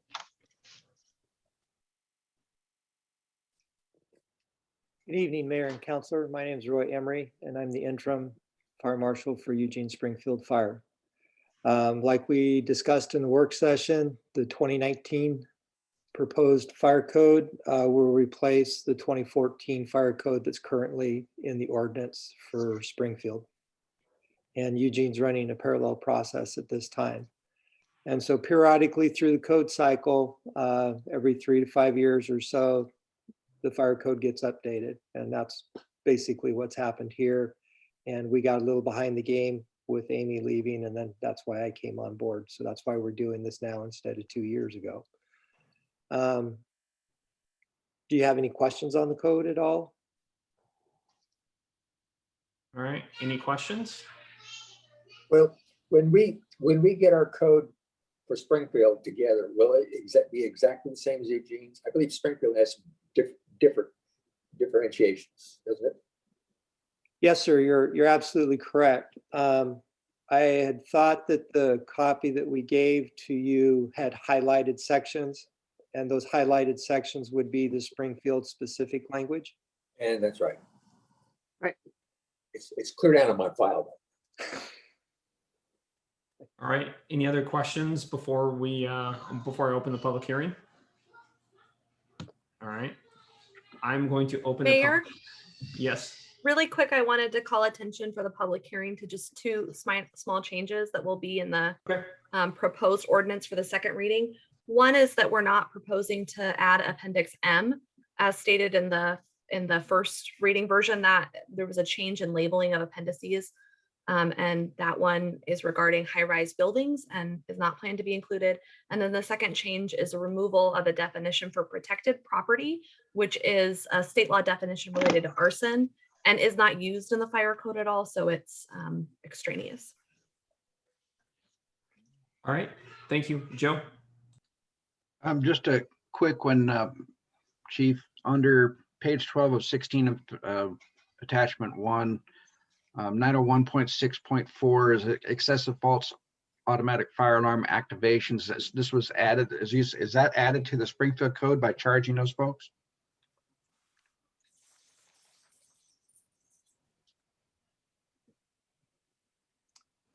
There's a charge if in excess of 3 false alarms in 1 year. Right, is that new to Springfield? I don't believe so, but I don't have the historical perspective on that. I'm happy to.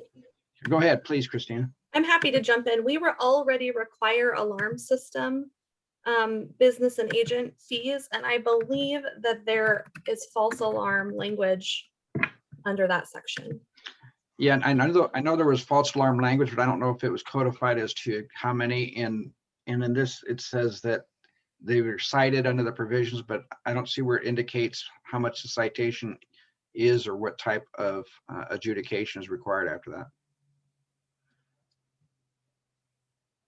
Unless that's under a different part.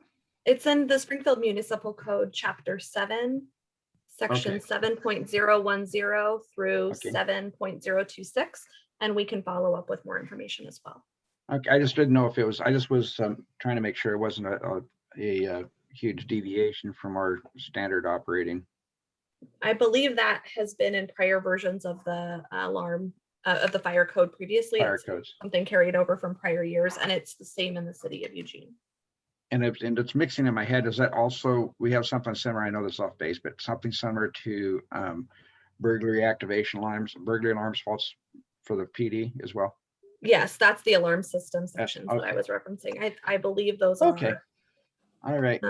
One covers the fire code and one covers the police code, and I believe they've been consistent over, or police call outs. And I think the intent was to make them consistent over time. That's okay. Thank you. Sorry for taking up the time. All right, any other questions? All right, I'm going to open the public hearing, and I'm going to give Neil a moment to see if we have anybody that wants to testify specifically to this item. Yes, Mayor, we'll ask any of our attendees, and there are 46 this evening, if they would like to speak on this particular topic. I do see one hand. Zia Wang has her hand raised. And you are unmuted if you'd like to comment on this item. Can you hear me? We can hear you, yes. Okay. Thanks for your time. I invited 5 BIPOC people from the community to listen to the city councilors' responses from the last meeting. Neither of these BIPOC people agreed. Is this specific to the fire? Is this specific to the fire code? No, sorry, Okay. I think it's in the wrong place. Yeah. Yep. So we'll save your spot, and then we'll get to it in business from the audience. Thank you. Okay, so we will bring Z back up at business from the audience. We have no other hands for this particular item. All right, then I'm going to go ahead and close the public hearing. And this is no action required. It is a first reading. So next item, please. The next item is an ordinance, public hearing number 2, an ordinance amending Springfield Municipal Code, section 5.220. That is noise, and Mary Bridget Smith is here for the item. Let me read the ordinance real quickly. Ordinance number 2, an ordinance amending Springfield Municipal Code, section 5.220, noise, and this is a first reading.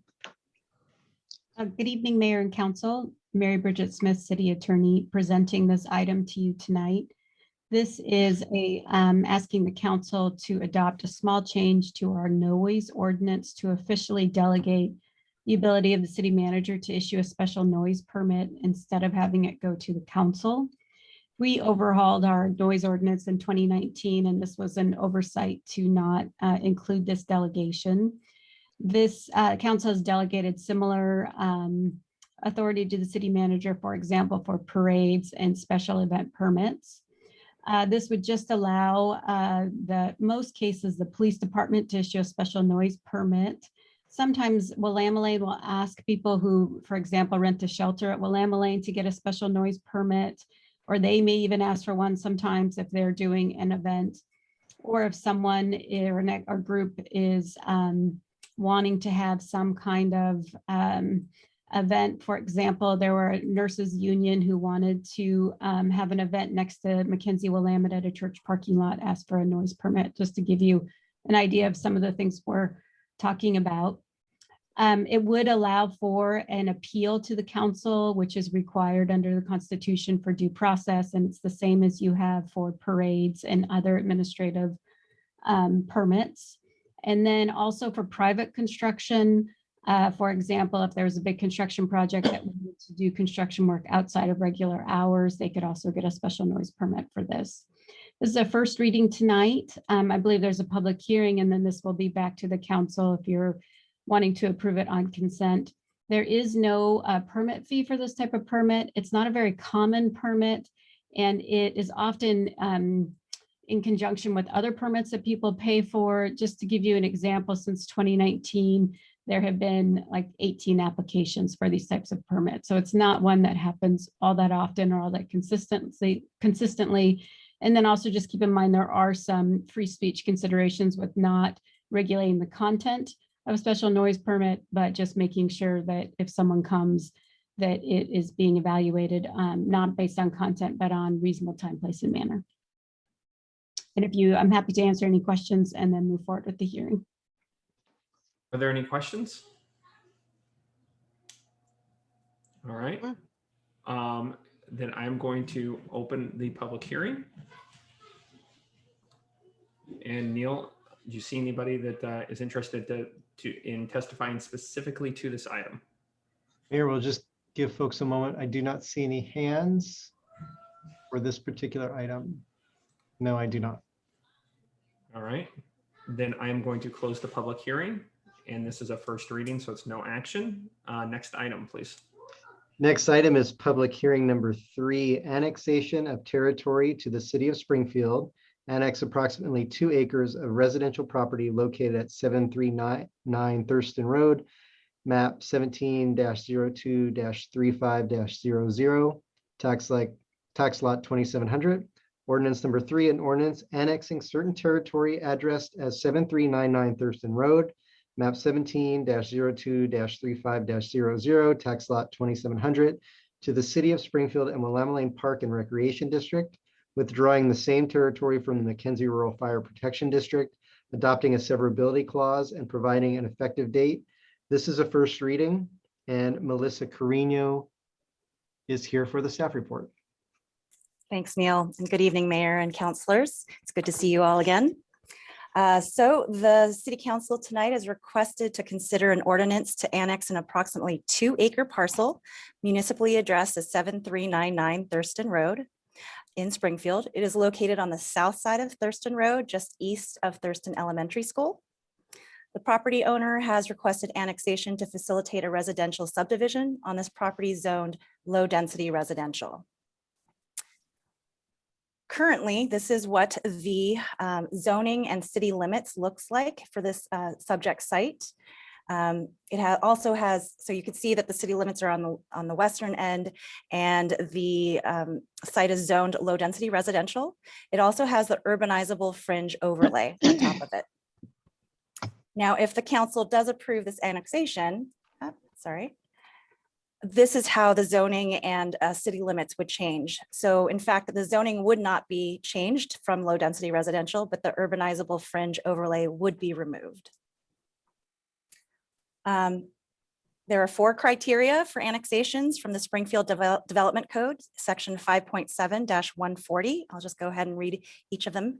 The affected territory proposed to be annexed is within the city's UGB and is contiguous to the city limits, as you can see on the western boundary. 2, the proposed annexation is consistent with applicable policies in the Metro Plan and in any applicable refinement plans or plan districts. Policies from both the city's Metro Plan and 2030 Comprehensive Plan's urbanization element are met through this application. The subject territory is within the city's UGB and is currently covered by the urbanizable fringe overlay. 3, the proposed annexation will result in a boundary in which the minimum level of key urban facilities and services as defined in the Metro Plan can be provided in an orderly and efficient and timely manner. If annexation is approved, the subject territory can easily obtain key facilities and services from Thurston Road, just northwest of the site. These facilities will include sanitary sewer, subwater and electric, fire protection services from Eugene Springfield Fire Department, police services from Springfield Police, and Willamette Lane Recreation District.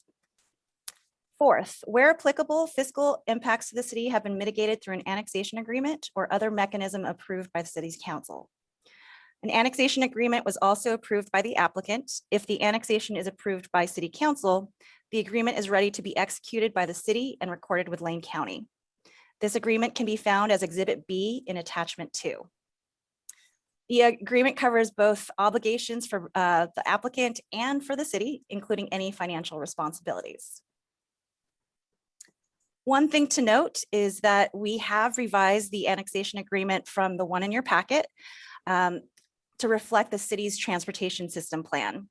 City staff took a closer look at the city's Thurston Road priority project, which is number US 14, and determined that it required 67 feet of road right-of-way width. Thurston Road is currently 60 feet wide. The annexation agreement has been updated for the second reading to reflect the Thurston Road project under the third item listed under obligations of applicant, wherein the applicant shall dedicate a minimum of 7 feet instead of 5 feet of additional right-of-way at time of future land division to meet the required 67 feet right-of-way width. And because all the applicable annexation criteria has been met, and annexation will help facilitate full street improvements in this neighborhood and bring this property into city limits, staff recommends the council approve this application. That's the end of my presentation. I'm here for any questions you all may have. I believe the applicant's representative is also available. Councilor Pishnari. Go ahead, Joe. Oh, okay, thank you. Thank you. Everything looks really good. I do have a question in regards to the right of way. So if Thurston Road requires 67 and it's currently 60 and they were going to give up 5 and then go to 7. So what about the properties to the north? Is that right of way? How does that make it? I guess, how do you balance that with with properties that at some point will probably come in? And are they going, you know what I'm getting at? I totally understand, and it's a great question. Go for it. Yeah, we were thinking of actually splitting that right of way with the northern property. However, the northern property is outside the UGB, so we cannot enforce that. A long time. Yeah. Okay, so I guess they're just lucky to live there. Well, Councilor Pishinari, Yeah. in addition, the TSP project was developed based on the needs of urban development. And in this case, for that long section of Thurston Road impacted by the property, only southern properties are capable of urban development based on the size of the UGB. So the northern properties are also not generating any of the traffic demand necessary for that urban standards project. So it seems at first glance somewhat inequitable, but it is, I think, correctly balanced to the property owners to the south of the road, because if the properties to the north also could develop to urban densities, then the TSP project likely would have required more overall right of way and then more from both sides of the road. Right. I think my guess is right there, there's the problem with that would be there's a waterway right there. So to the north. So that's probably likely why that's like that. So, okay, that makes sense. And agricultural property as well. Yeah, right. All right, thanks. I'm okay with that. Steve, did you have something? No, I just was looking at the city limits. Apparently Thurston Road in front of the Thurston Elementary School is in the city limits, and this will extend the city limits part of Thurston Road down to the east property line that goes north. So just adding a little bit more Thurston Road to the city limits, is that correct? That is correct. Okay. Thanks.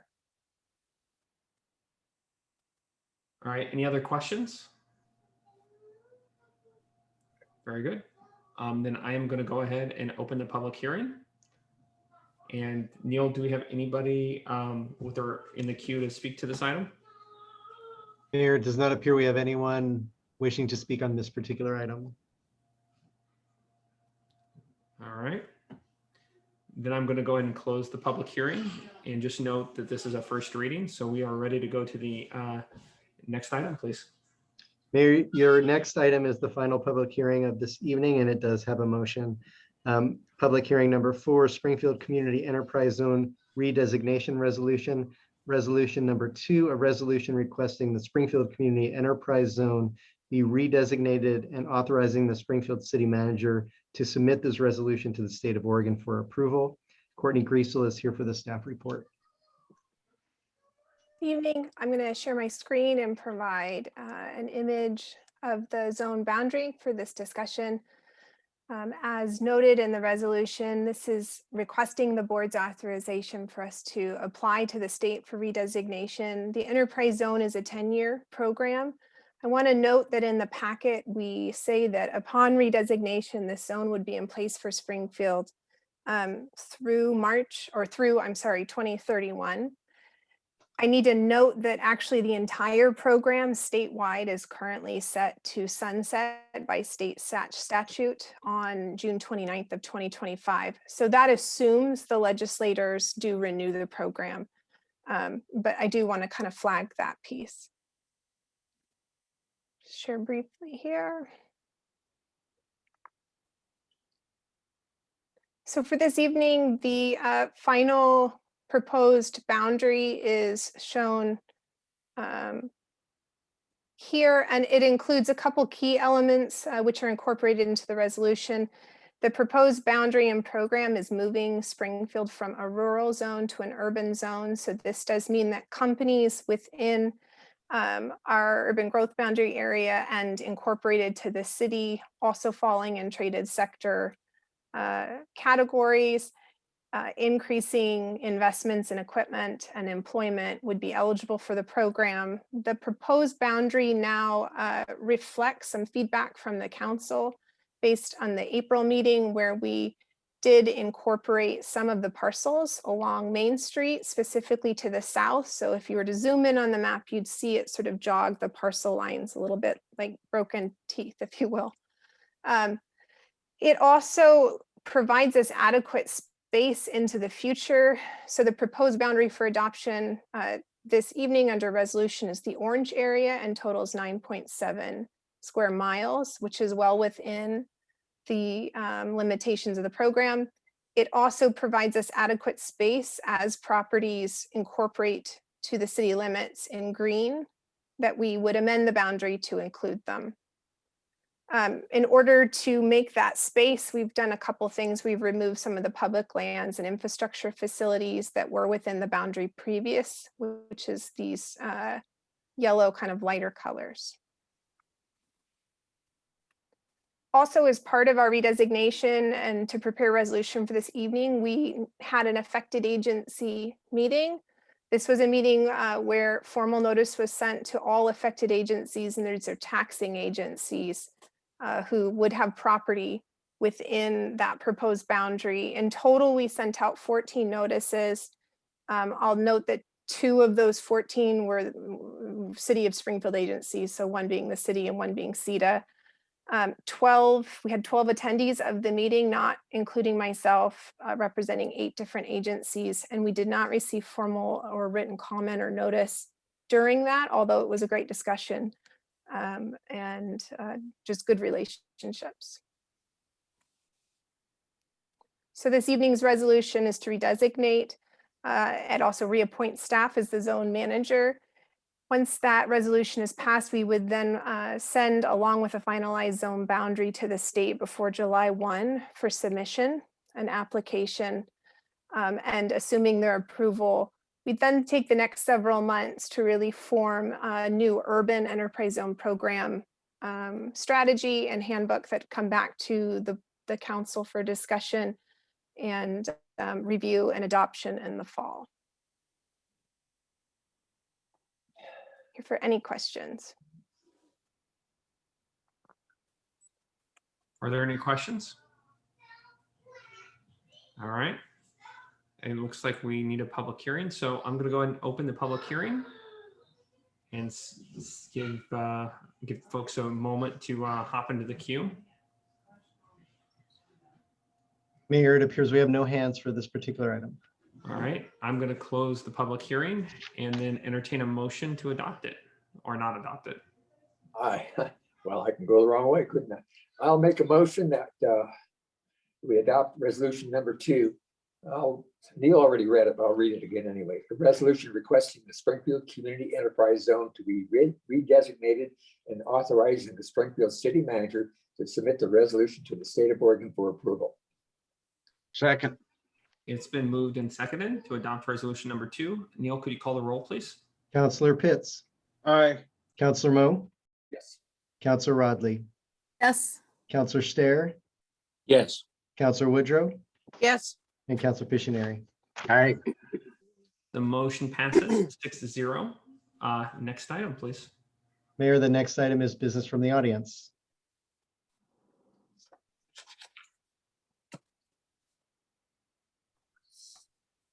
Give folks a moment to raise their hands.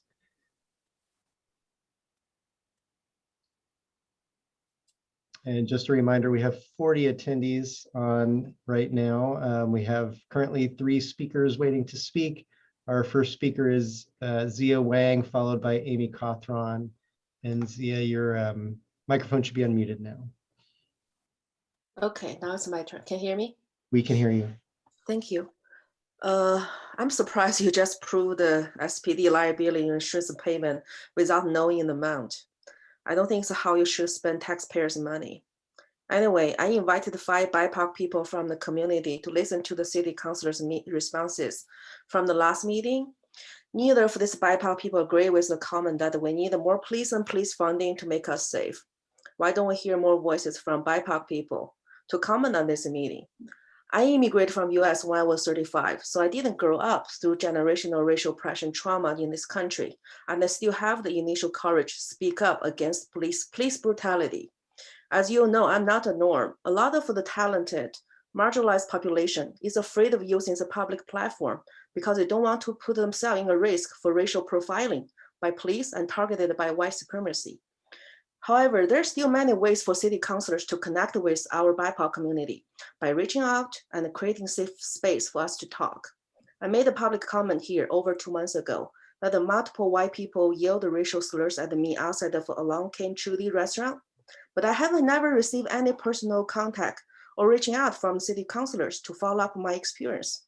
And one of the city councilors still said that there's no anti-Asian hate in Springfield. As city councilors, you should do more creating work than listening and then saying no to the community's voices and efforts.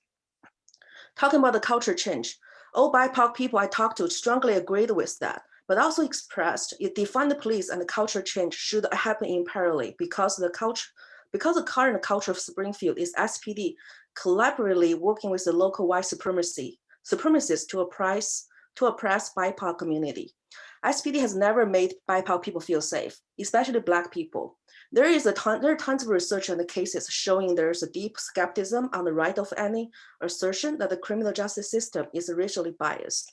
I'm open to being educated on anything I don't fully understand. And I would love to provide different ways to support if a counselor could provide a clear picture of the culture change. What the culture change that they look like for you, how to make it happen, and what are the steps can lead us to make a culture change in Springfield, which is a white supremacy dominated community. Lastly, I encourage counselors to learn and improve your communication skills. Stop using personal attacking language in your public comments anymore. Every single community member who spoke up in the last meeting has continuously contributed their hours of spare time and labor work to help Springfield become a safe space for the BIPOC community. Neither of them deserve this, especially women of color. Thank you. Mayor, the next speaker is Amy Cawthron, followed by Mike Cuevala. And Amy, you should be able to unmute your microphone. Yeah, I think I was able to get it. My name is Amy Cawthron, formerly of Ward 5. First, I would like to speak to the whole council, especially Councilman Pitts, regarding the comments a few weeks ago.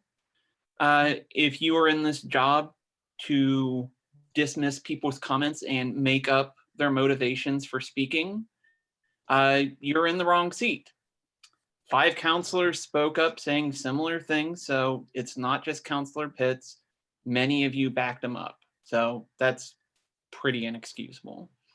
I did reach out to each and every one of you on the council for, policies that I could help build public support behind, something actionable. I received emails from 2 of the counselors, neither of which that had anything actionable. If I'm the one being performative and I have plans and I have ideas for things, why am I the one that's performative if none of you have anything to bring forward as far as actionable ideas for changing the police culture in Springfield? I will say that I was involved recently with the Springfield Police Advisory Board, and I will say that the new Chief Shearer did make a good impression on me. He definitely addressed some of my concerns that I've had with SPD and has followed up. So I will give you kudos on that. But now we need to focus on hiring someone more permanent. And with that, here is something very actionable that all of you can be involved in. We need community leaders to be involved in this decision of our next permanent police chief. Talk to the ACLU, the NAACP, talk to the Kinney family, talk to people like Scott McKee, talk to people who have and are still being affected by SPD's horrible culture and get their real input, have them be able to actually be involved in this decision. Because we've talked about defunding, it's something that seems like a complete non-starter. Just earlier this meeting, you, like Zia said, you approved the insurance budget without knowing how much it was. So yeah, that's your actionable piece today. When you're hiring the new chief, get people involved who are affected by SPD. I yield the rest of my time. Our next speaker is Mike Cuevala, followed by Colin Johnston. And Mike, you should be able to unmute your microphone.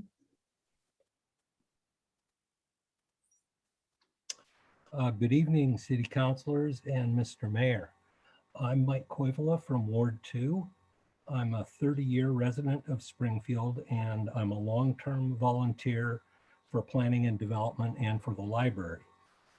I'd like to stand in support of our citizens that are working towards police reform in the public comments to the council and also on the budget committee.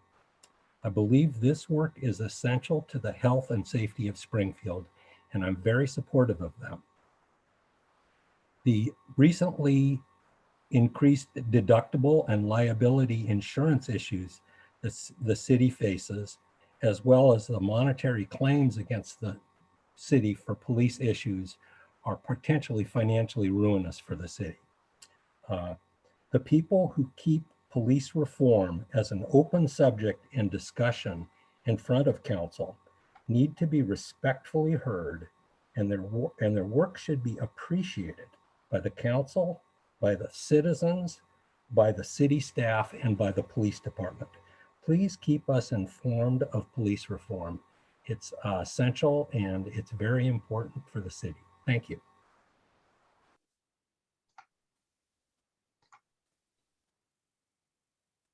Our next speaker is Colin Johnson, followed by Rodney Peterson. Colin, you should be able to unmute your microphone. Yeah, thank you very much. My name is Colin Johnston. I live in Ward 1.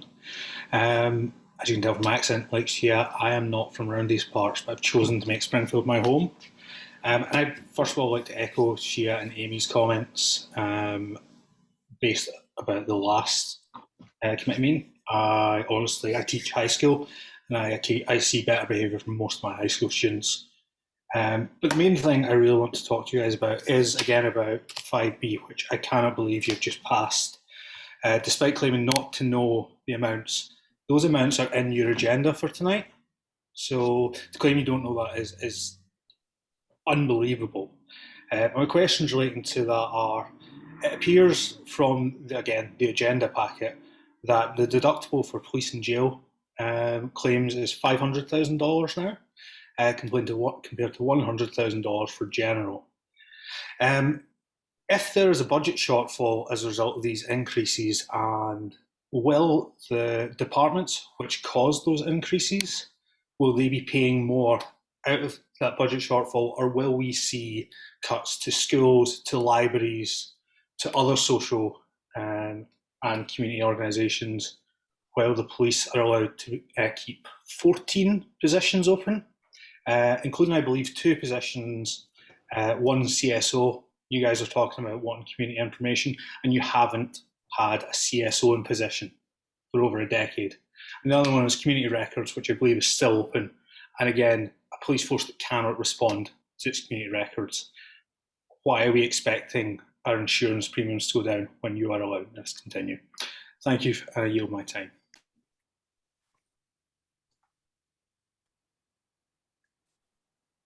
Our next speaker is Rodney Peterson, followed by Thomas Lawrence. And Rodney, you should be able to unmute your microphone. Okay, can you hear me? Yes, we can. Hi, Rodney Peterson, Ward 6. Was born in Springfield, graduated Springfield High School. I'm a veteran. I joined the military right out of high school, basically left Oregon for 15 years, got married, wanted to raise a family, and couldn't wait to move back here. Love Springfield PD, a lot of respect for my counselors. I heard some chatter here recently about a proposed or a possible fireworks ban in Springfield, and I am just completely shocked and taken aback. And I really want to voice to you guys how important it is for us to be able to celebrate our freedoms, especially after the last year and everything we've been through. As a veteran and a resident, it's so important for us to be able to celebrate our country that I'm proud of and love and will continue to support. That's pretty much all I got.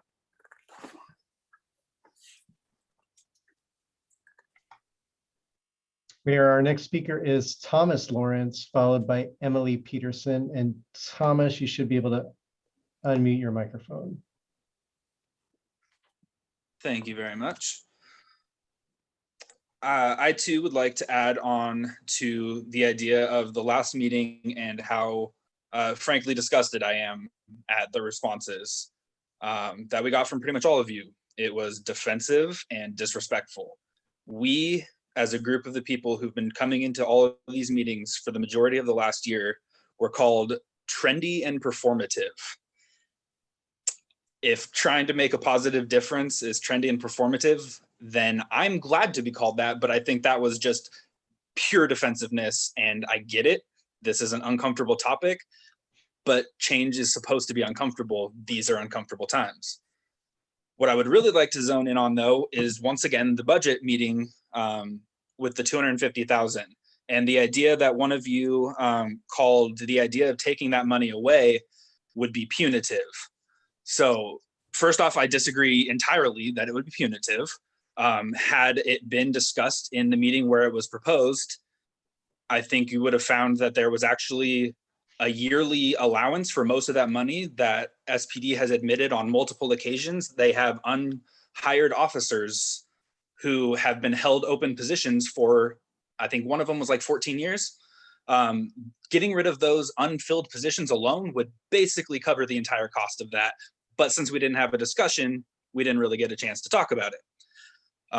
But I also, like I said, I disagree that it would be punitive. So let me explain why I think it's not punitive. It's what is supposed to happen when you do something wrong. That's not punitive, those are consequences. If I do something wrong at my job, I get in trouble, right? Like that's what's supposed to happen. The idea that it would be punitive to make them pay for their own mistakes is, again, dismissive. And I don't understand how we can continue to talk about how big of a deal this is. But then when one chance to change it, we say, oh, no, we can't do that. That'd be awful. By the way, since that last meeting, we've had yet another SPD officer fired for some sexual harassment claims. He was on 3 months paid leave during this investigation. So that's a significant amount of money paid to him, and yet another officer down. We want to talk about culture change, which was also brought up last time. Then let's make a change. Not giving SPD more money to let us down and hurt and affect people negatively would be a culture change. Let's try that instead of, once again, doing absolutely nothing and then saying that we're the problem by being performative. That is not what you guys are here for. You are here to listen to us, and 90% of the people who come to these meetings are saying the exact same thing in repetition, and then we are told that we're the problem, just like the last mayor did before she left office or as she left office. Let's try to do better than that. Thank you for your time.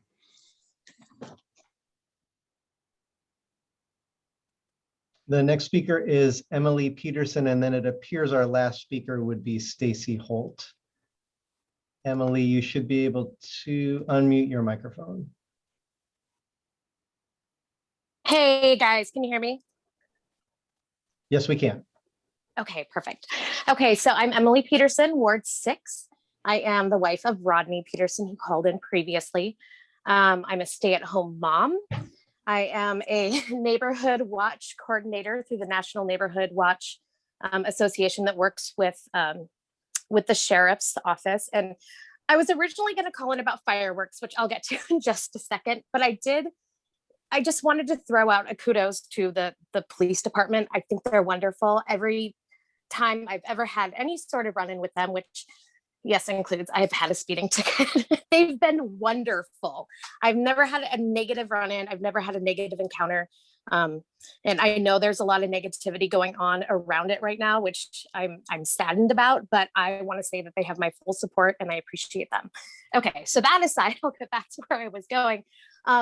The fireworks ban, if there is going to be one, is heartbreaking. I understand why some people would want that. However, with small kids, it's the funnest thing to see their eyes light up with just delight and entertainment, and seeing the wonder in their little eyes when they see a ground bloom go, or holding a sparkler, or watching, the little dumb goes pew pew. It's silly, but it's fun and it's family oriented, and it's really important to keep those family to keep the family alive right now. Right now it's crumbling, and I really feel that we need to do anything we can to keep it together. The 4th of July is one of those things where families and neighbors come together, and doing just a small little show, not the big ones, but just the fun ones, is really important. So I really hope that this is just a rumor and it's not real, because it would be heartbreaking. That's all I got. Thank you guys for listening to me.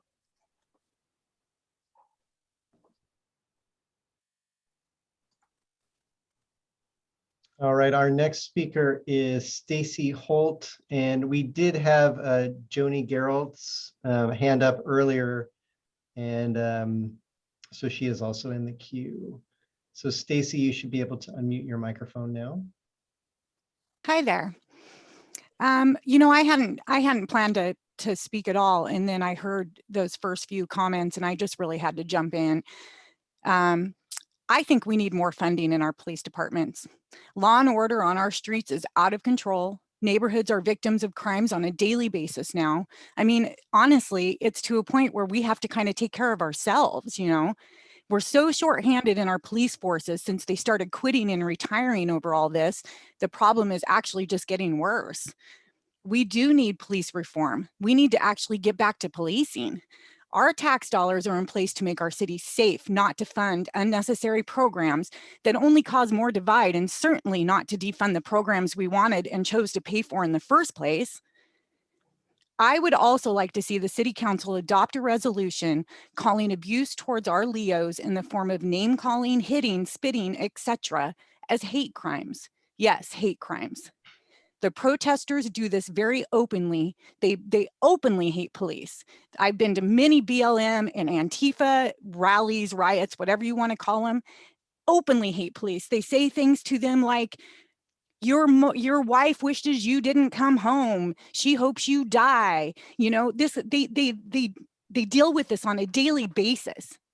And then the community in returns wants respect from them. I don't understand that thinking.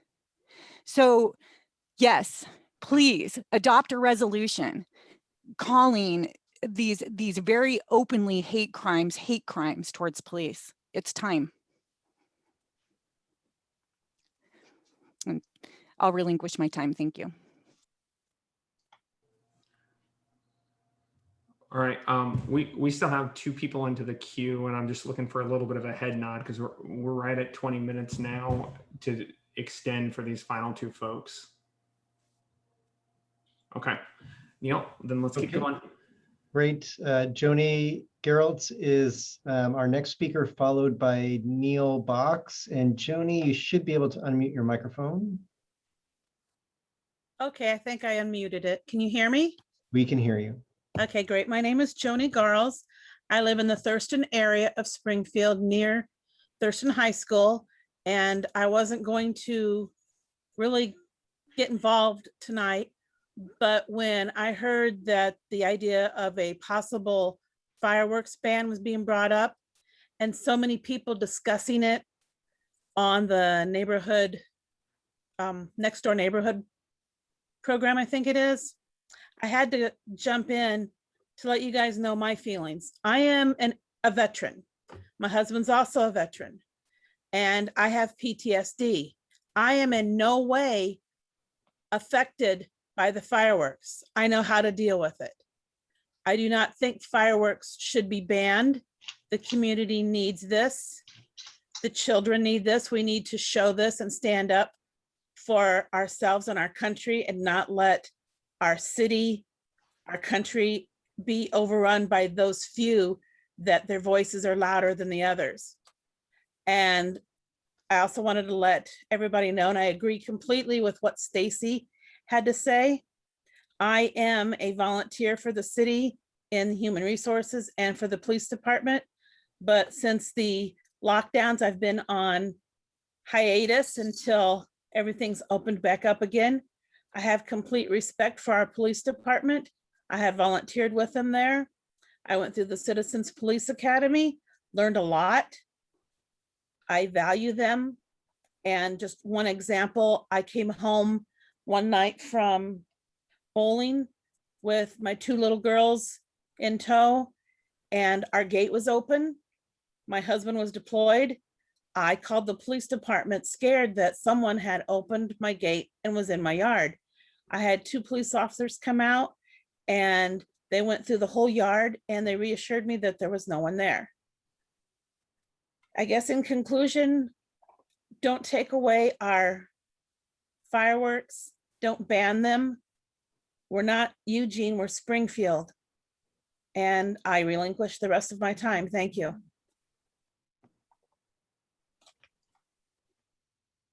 Our next speaker is Neil Box. Neil, you should be able to unmute your microphone at this point.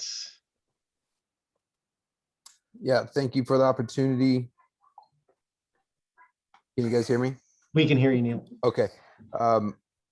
I do agree with the last couple of speakers in regards to any consideration of banning fireworks. That would be a horrible idea. We need to celebrate our country. We need to celebrate our freedom, and we need to celebrate our unity.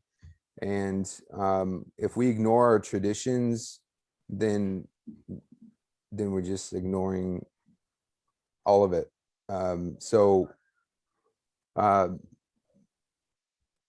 Greatly consider what that would do to families and our culture if you guys start taking all this kind of stuff away. Number 2, had many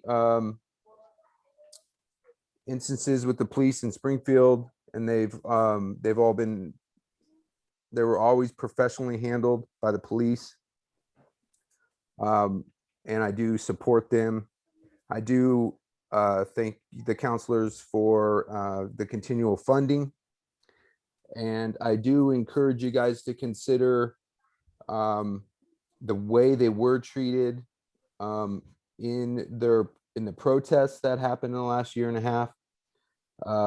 And I would love to see some kind of resolution to keep protesters off of private streets, and just residential streets. I'm sorry, residential streets.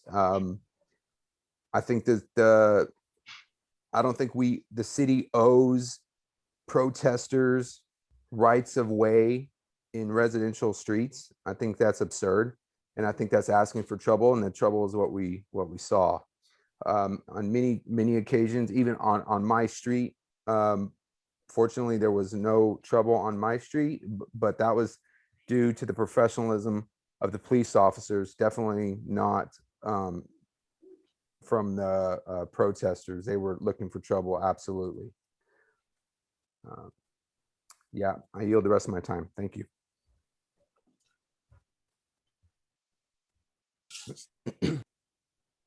All right, so I asked Neil to give us a little bit of a break, Neil Ladati, not Neil Box, between these two. We still have somebody that jumped in the queue after we sort of head nodded, sort of closing the queue for the day. I'm looking for a little bit of direction about what you guys want to do. Do you want to finish the last person, or are you ready to move on to council response? I think we ought to do what we've been doing. All right. Then Neil, let's go with the next person. Okay, the next speaker is Rana Frank, followed by SJ. And Rana, you should be able to unmute your microphone.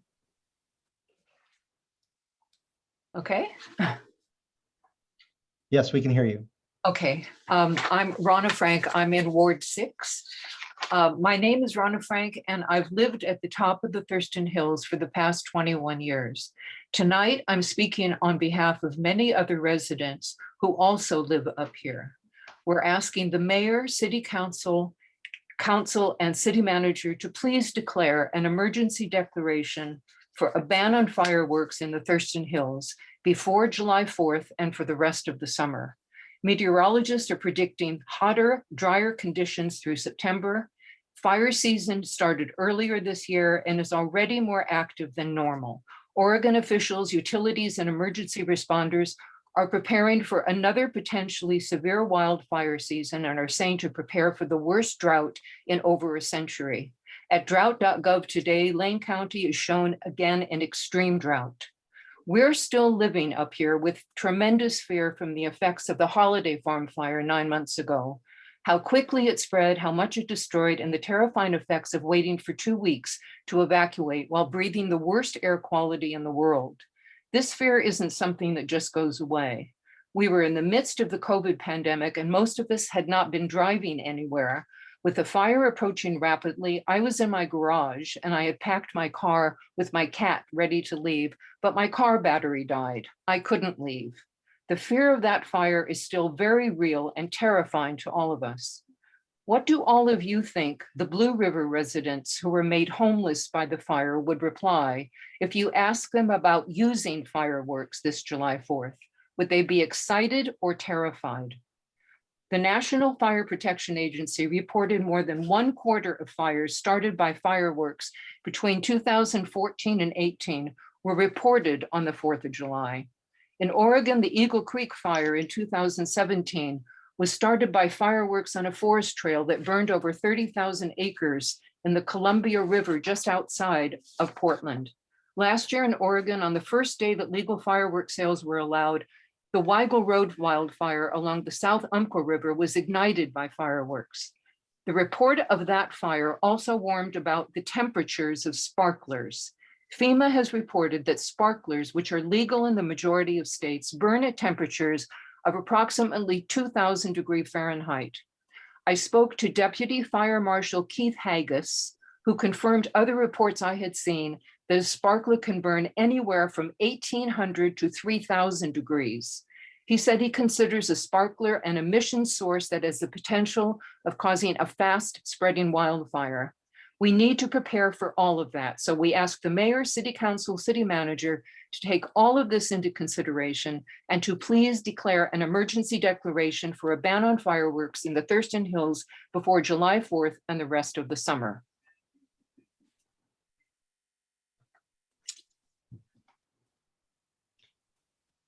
And Mayor, it appears our last speaker is SJ. And SJ, you should be able to unmute your microphone.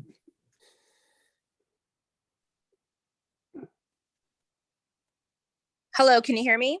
We can hear you.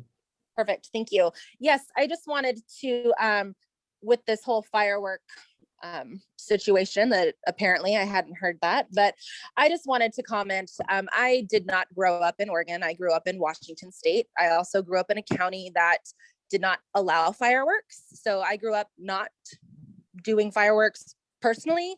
It was tradition that we would all set up and watch the wonderful city fireworks show. So yes, I understand that people are a little upset because something you've been used to doing for so long potentially could be halted. But it's not the end of the world. And, you know, it's interesting to me how fireworks are somehow declared a veterans thing. I don't believe that supporting our veterans and supporting our country correlates to fireworks. And having a wonderful city show is good enough. So I just wanted to share that it's good enough. And if it's responsible because of, you know, what Rana was saying with the upcoming fire season and the predictions, I'm all for it. Thank you. Mayor, those are all of our speakers for this evening. Very good. Anybody want to have council response? Councilor Stair? Thanks, Mayor. Yes, I first of all wanted to thank everybody for their comments this evening. I would like to address the concern over the liability insurance. I think that regardless of the cost of the liability insurance, it's a very good idea for us to retain liability insurance for the police department. In fact, just to give you a little window onto the operations of the city, our city manager has used heroic measures to retain the liability insurance that we desperately need here. If you think that the budget cuts as a result of the judgments against the city have been bad so far, imagine what they might be without any kind of liability coverage. Also, I wanted to entreat all of the commenters always to welcome the perspectives of people of color in our city, people from both sides of the political spectrum. People of color are not a monolithic front. They are human beings. They each have a unique perspective. And I think that we would do well to listen to all of them, regardless of their perspective on issues. That's all I got. Thank you. Anybody else? Councilor Pitts? Yeah, once again, I want to second what Councilor Stair said. I really do appreciate all the comments. But one thing I want some of you to think about is that whenever I speak, I never speak out of anger, because as a large Black man, I don't have the ability to get angry because I could die. And I say this on the coattails of Tulsa, which destroyed one of the most thriving Black communities, and realize that regardless of how progressive or conservative I may come off, somebody's going to have an issue with things that I say, and I'm okay with that. You know, both of my parents were civil rights activists. Before I ran for this position, before I spoke, and after I spoke with my parents, I spoke with other people, especially Black transplants who aren't from here, and they agree with everything I said. Now, does that make what I said completely right? No, but it didn't make me wrong either. Realize that a lot of the social justice groups that I witness here in Lane County don't really include the voice of various groups of color, especially those of us who aren't originally from here. And so my Blackness looks a little different than somebody who grew up in Lane County, and that's okay.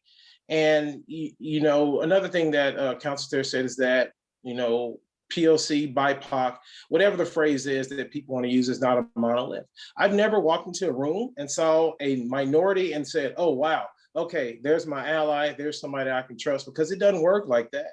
If we were to do a deep dive, actually not that deep of a dive, and we look at the various groups and entities that consider themselves to be people of color, there's a lot of strife between our groups. And until we get past that, we'll never be unified. And so once again, I really do appreciate your comments. I'm not backing down from anything I said, and I guarantee you that if you talk to a lot of other people, they agree with me 100%. And so I question who you are allowing in your space to have these conversations, to where what I said was so off-putting. And also, you know, once again, a lot of people talked about this cultural change. It's not something that's going to happen overnight. And I think the people who think that they're the most enlightened when it comes to a lot of stuff around race and gender and sexuality, they're often wrong, and they're often the greatest problems. My greatest enemies have never been racist, because I'm from the South. I'm okay with that. I want to know if you're racist so I can avoid you. One thing that my dad said is that we have it worse than him. And my dad, Marston Selma, he said that he fears for his sons because no longer do the racists have hoods and ropes and burning crosses, but they sit across from you. They call themselves allies. They pack themselves in the back because they have a Black spouse or a Black partner, Black kids, or they're part of a Black space. And so I challenge you to think about that and realize that I'm not speaking for myself. And if my opinion is so off-putting, I question the people that you surround yourself with who are in a position to want to actually have an open conversation with you, because it seems like those people aren't represented, period. So we can talk about representation all day, but if you only want representation from people who think like you, then we are doing a disservice to all of us. Thank you. Councilor Mo.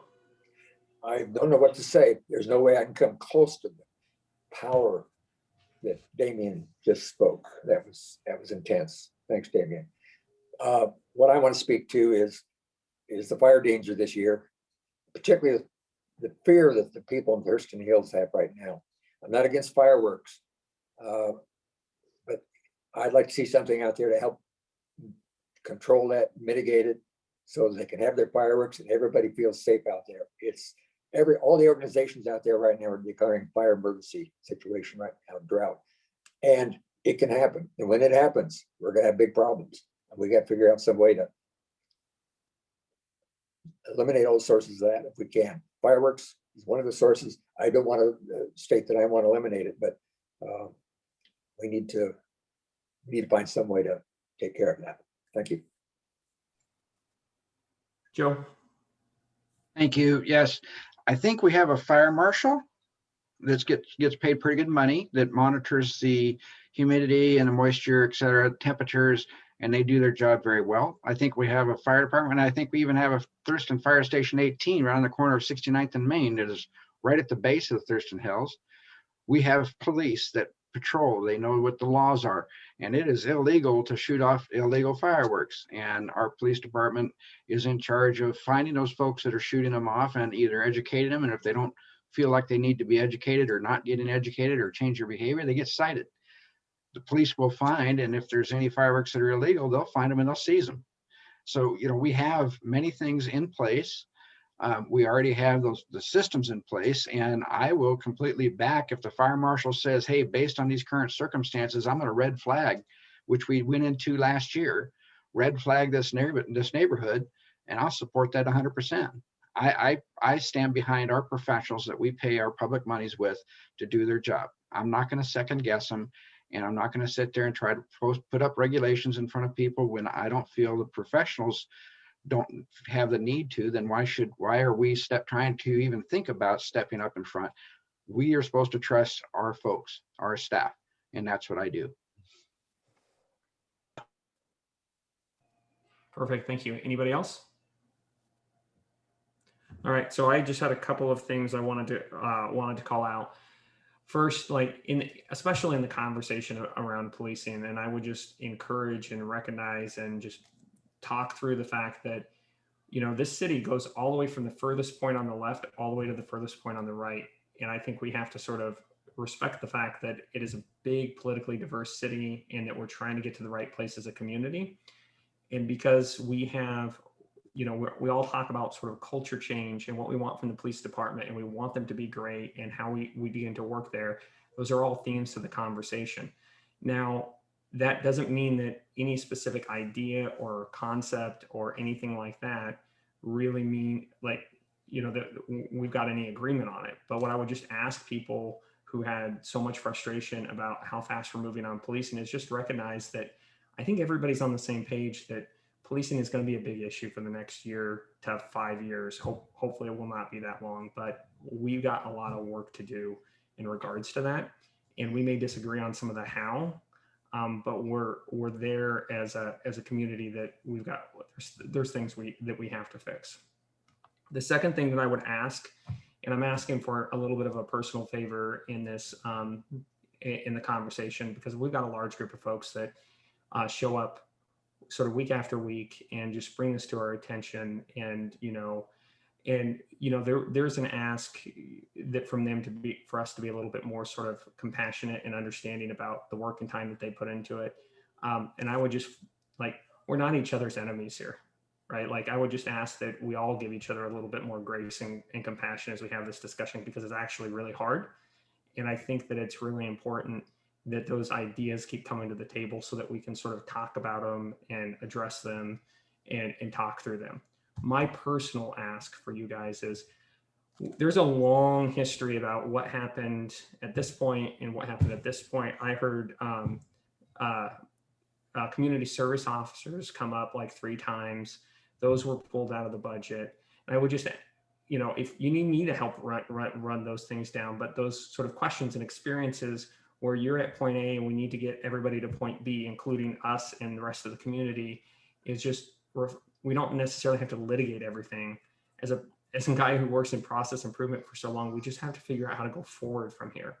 So I would just encourage you guys, if you have questions like what happened here, shoot them to me. I'll help run them down to the extent that I can. But I would just ask that when we get the answers, is just find a place to move forward, because that's where the healthy conversation is. Because we want you guys at the table. It's going to take a collective community work to get there. And the last, I guess, point about policing that I would like to make, and I'm hoping I can tag Nancy in to talk the question about the fire chief. I'm sorry, not the fire chief, the police chief, the permanent hiring. It's not our hire, but Nancy, could you maybe talk to us about the process that you would follow for this? Thank you, Mayor. Yes, I intend to have a very extensive recruitment process, and I'm putting a lot of thought into this. I think that short of, say, my position and maybe the city attorney, the chief of police is probably the most visible and consequential hire that a city manager can make. And so I take that very seriously. I would want to have a process that involves all members of our community. I would seek out input from various groups in the community that maybe aren't always represented here. People that maybe aren't always the most vocal. And of course, I would involve the council. And I would want to involve the BIPOC community. I would want to involve, the Springfield Police Alumni Association. There are a lot of voices that I want to hear from. And I remember when I had my recruitment process and we had that community reception. And I thought that was such a valuable experience for me, because it really gave me, that's when I really fell in love with this city, quite frankly, because I was just astonished at how many people came to that event and really wanted to talk about substantive issues. And they really knew about their city. I was very impressed with the community members. So obviously I would, we have a pretty small HR department. This type of recruitment, I would definitely need the skills and assistance from a professional recruiting firm. But before I even, start on that journey, I would like to give Chief Shearer some time to really help affect some change immediately. And he's already done that in a lot of ways. I'm so grateful for him because of his experience, the way he has just jumped in. I mean, consider this is his third week on the job. And he has absolutely been digging in and looking at things with a fresh set of eyes, asking questions, making improvements, being in great communication with the community, with the department, and with me. So I feel like we could do a little bit of housekeeping while we're contemplating starting another recruitment. So and it will take some months to get a recruiter because we would want to do a competitive process for that and let people issue an RFP for people to respond to. So that's what's on my mind on that. I would say, just as a side note, some of you know that I'm talking to the community a little bit. Prior to coming here, I worked for Sacramento County in California. One of the things I was in charge of was doing the outreach for the 2020 census. And so if you can imagine, that was a very large community process that I was in charge of. And I would look to use those same types of engagement methods that I did to try to engage people in the census by conveying to them the importance of their input and why that matters in their own personal lives. So this is a critical hire for the city, especially in this point in time. And I take it very seriously. I appreciate that, Nancy. And I just want to emphasize that as a council and as policymakers, right, I'm behind Nancy in this. Right, we hire Nancy as the person to administer the city. She's one of our 3 employees. And when we talk about getting the police culture right, like the person that we go to is Nancy. And I'm going to be supportive of whoever she hires to be the police chief, because that's our role, is to really, as a policy body, is to talk about where we need the community to go and then support Nancy and hold Nancy accountable to getting us there. I just want to make sure that point's really clear, is that when we talk about the police chief and where we're going to get there. We can't control what happened in the past, but we can control how we go forward. And I just want to make sure people hear that this council's on board. The community is going to get there. We'll get to the finish line here. All right. Last thing while I've got you here, Nancy, fireworks ban. Is there anything in the works? We heard that come up. I don't know where that started, because the council has never discussed having a fireworks ban. That's never been part of our agenda planning. I will say, though, it is important that we deliver a strong message about prevention and being safe when engaging in these types of activities. You really just have to be very prepared and not take for granted, oh, this is just a little smoke bomb and it couldn't cause any damage. Really, even when what's known in the fireworks industry as safe and sane fireworks, as opposed to illegal fireworks, those have they can ignite a spark, and you have to be very careful. So I would caution people to use extra attentiveness when using those. So that's something that I would want to push out citywide in our communications in conjunction with our police department and our fire department. I will say I have had some experience on this one as well. It's very difficult to enforce any kind of ban, unfortunately. I actually did this again, and sorry to use Sacramento as an example, but it was a big issue there. Clearly, California has a lot of wildfires. So although they didn't have a ban, what the county did was they invested a significant amount of money to do enhanced patrols July 2nd through the 6th, no, through the 5th. And what yielded that was really, it was a lot of money spent, and it really only resulted in 2 arrests. And why that happened is because you actually have to physically catch somebody in the act of igniting the firework that's illegal. And it's very difficult to do. It's very difficult to pinpoint where people are, even with enhanced patrols. Our police force is, as you are well aware, very, to call them lean would be almost be an exaggeration. I mean, they're very, very bare bones right now, and they're all working hard. So, you know, when you put a ban on, the other side of that equation is enforcement, where we just don't have that capacity within our police department right now. I would just really call on the community to please exercise caution and safety over this holiday weekend, and also anytime they are looking at igniting or shooting a weapon or anything like that that could potentially produce a spark. Just be very, very careful. All right, thanks Nancy for jumping in here on the fly. Next item, please. Next item is any business from the city council. Do we have any other business from the council?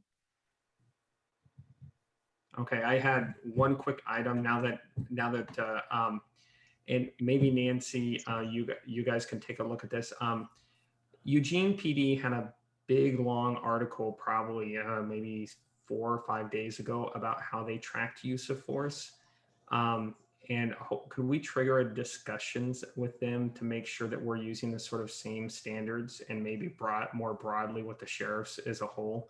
Because even if we could get to the 3 of us could get to the same definition, and you know, I'm waiting for Pish to jump in and help me here. It would help the conversation a lot, because then we would be talking to the community about the same thing.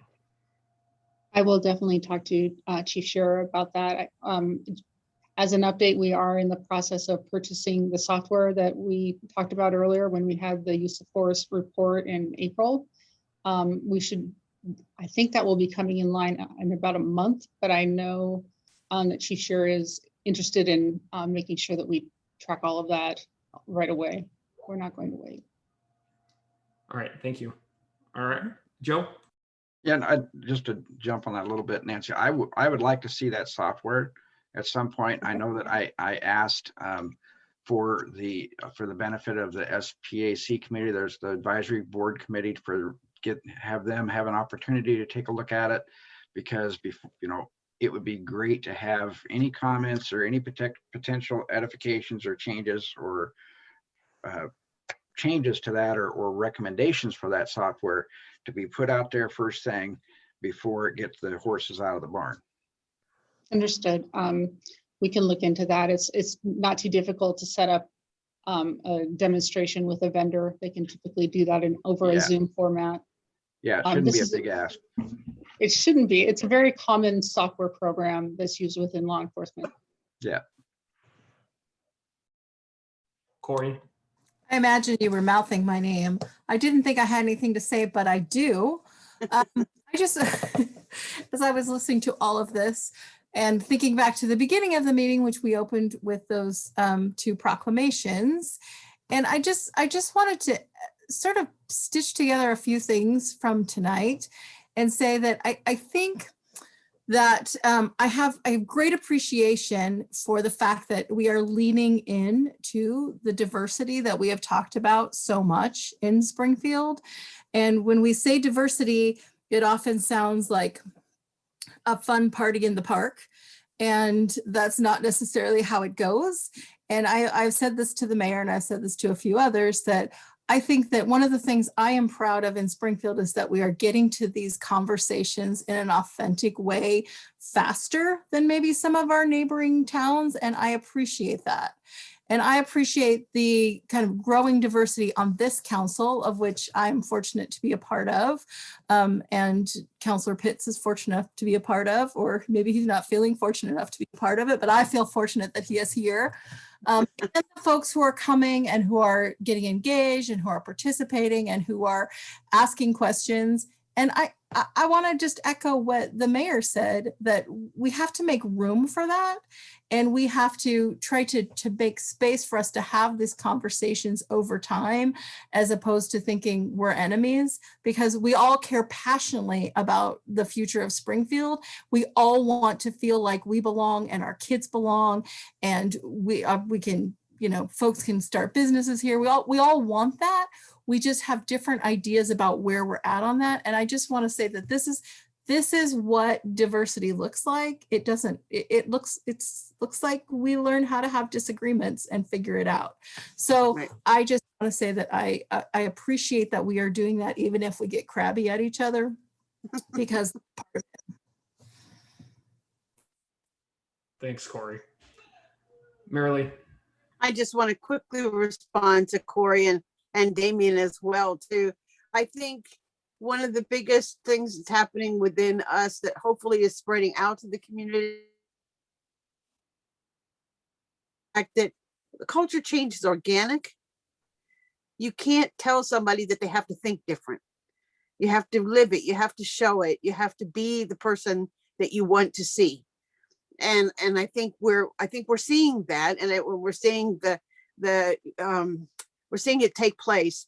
But you can't pass a law that says somebody has to believe something or think something or act a certain way, but you can show them what it's like to have that happen. I mean, you can, I'm not going against something, you know, when somebody's being nasty or abusive or whatever. I'm not talking about that. I'm just talking about people who have lived their lives in an entirely different way or an entirely different culture. They have to be able to see what can be different or what can be, we're all the same. We all look at goals in our lives and we all strive for them and we all want to work towards them. And for the most part, we all want to help each other do the same thing. We just don't have it all be the same.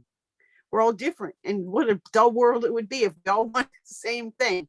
So I agree with Corey on her standpoint on her comments on diversity. I'm not saying it very well in my own words, but I'm right in with both Corey and Damien, and I'd like to say that this is a council that I'm really proud of, for how we listen to each other, we respect each other. And I know that if we were to sit down and take one of those personality tests, we would be off the charts from each other, but we're doing it and we're getting it done as a council, and I'm proud of all of us. All right. Thank you. I think we are ready for the next item. Next item is any other business from the city manager. Just really quickly, if you don't mind, I'd like to close the loop on the discussion that Councillor Mo brought up earlier regarding the cost for our insurance. For this, for the 21-22 fiscal year, our total premium cost is $926,431. By comparison, in the prior fiscal year, from fiscal year 2020 to 2021, it was $900,861. Thank you, Nancy.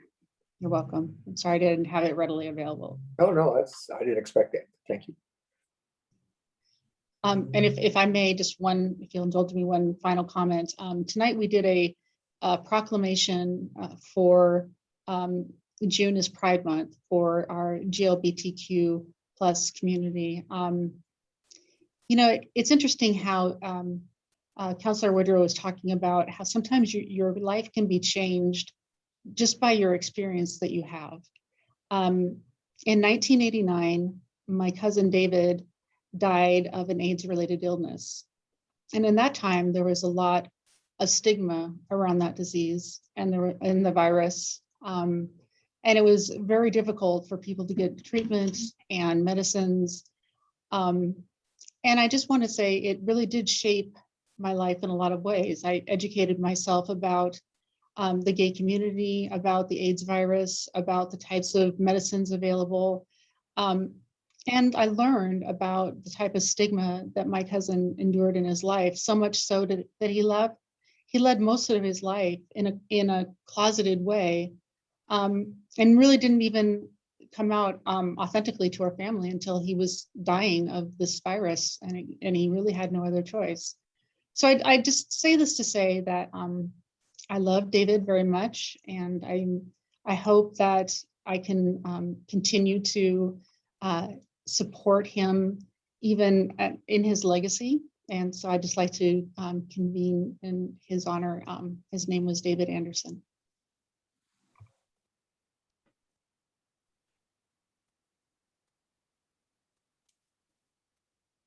All right, Neil, next item.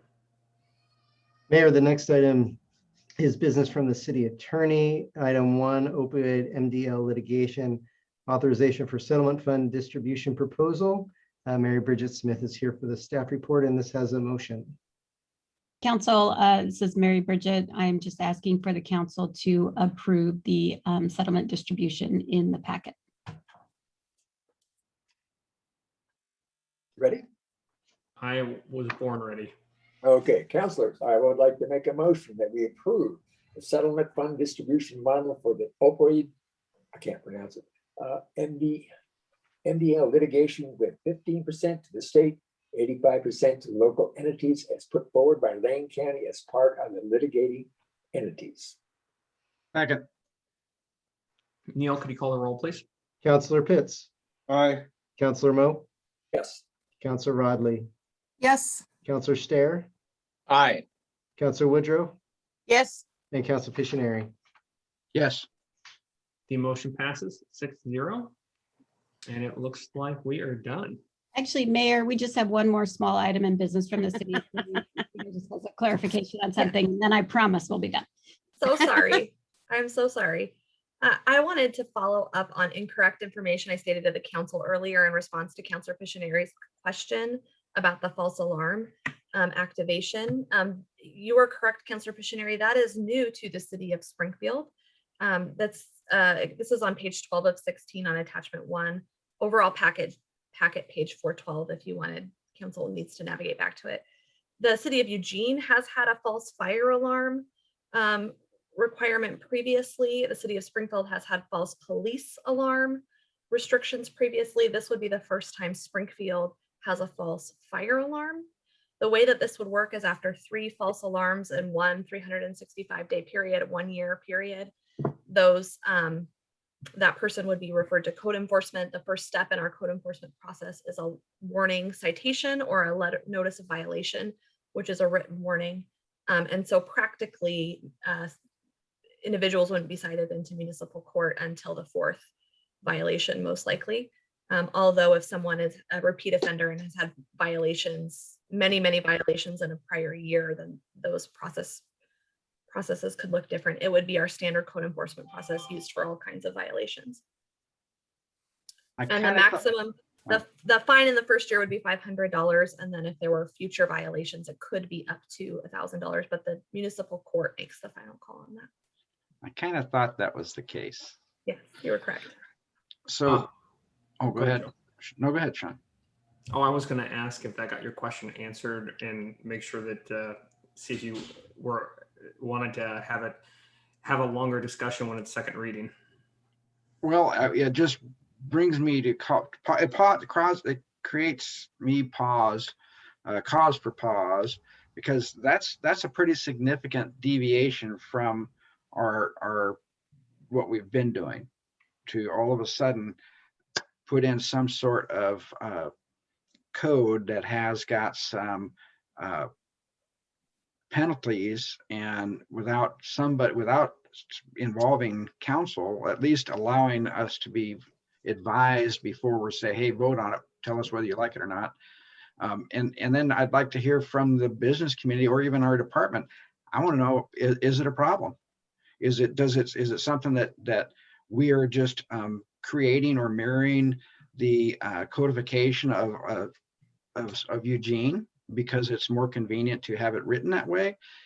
I just want to see the justification of a change in enforcement to be fair with the businesses. if they can't justify it, for example, do we have a rash of false alarms, or have we had several businesses that are a problem? That's the way I approach things, because I'm not into regulation unless it's justified.